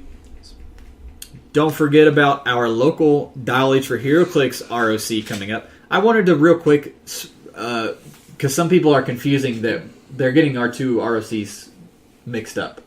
Or they think it's one big thing. Yeah. So on October 17th, is it 17th? I better fucking go. It's time for double. On October 18th, at the Dugout in Heroclix, which is a small venue, our local venue, we are having the Dial H, not regional, You're messing it up, Hunter. the Dial H qualifier event. It is a small event. It is only $10 entry fee, though. You can't beat that for an RC. Hell no. Shit ton of door prizes. And pretty much every Clix I own that I don't desperately want to keep, I'm giving away, and other things. And I made poker chips and all that good stuff. So we're ready to rock. Pun intended. Giggity. That's October 18th. Again, $10 entry fee at the Dugout in Indianapolis from about 12 to 12:30 to 6 or 7. That format is 300 points, modern age, everything goes. So everything modern age goes, resources and all that jazz. It's not the same as the other event. That's on October 18th. That's the smaller event. That's a smaller event. The large first ever regional is the 25th, the Saturday right after. This fucker's huge. It is also in Indianapolis, but it's at the convention center. The same. It is. It is. The same place they have Gen Con. So it's downtown Indianapolis. That one costs $30. That one has far bigger prizes and all that good stuff. That one is 300 points, modern age, no tactics. If you're not familiar with that, look in the back of your Heroclix rulebook. No tactics, no entity possession, and no bases larger than a peanut base. So vehicles are fine only if they're motorcycles. Team bases are pretty much out. Did you say it's modern? It is modern. Okay. Both all ROC events are modern from Just now on. double checking. They changed the thing this year. So hopefully that helps clear out the confusion. So honestly, we really want you worse at our event on the 18th. Because that's when we actually get to meet you guys, talk to you, actually get to know you guys, and maybe even play some games with you. Because like I said, if you don't get through to the cut at our event, we're still going to be you still can play pickup games, hang out, eat, play some DC Deck Builder or some Marvel Dice Masters. I've got a list of board games. If there's anything you guys want me to bring. We're going to bring other board games, card games, anything you guys want to bring to hang out and play with, because we're still going to be giving out door prizes throughout the whole tournament. So even if you get knocked out, stay, hang out, play random games with each other, and just have some Eat fun. a chili cheeseburger. Austin desperately wants you to get a chili cheeseburger. They're so good. So hopefully we can see you guys at the 18th in October, and hopefully you can also make it the 25th to the convention center. Follow us on Facebook, Dolly for Heroclix, Twitter, same name. Any questions, whether they're rules questions, feedback, or fun questions like we get all the time, direct them to dialh4heroclix, all spelled out, at gmail.com.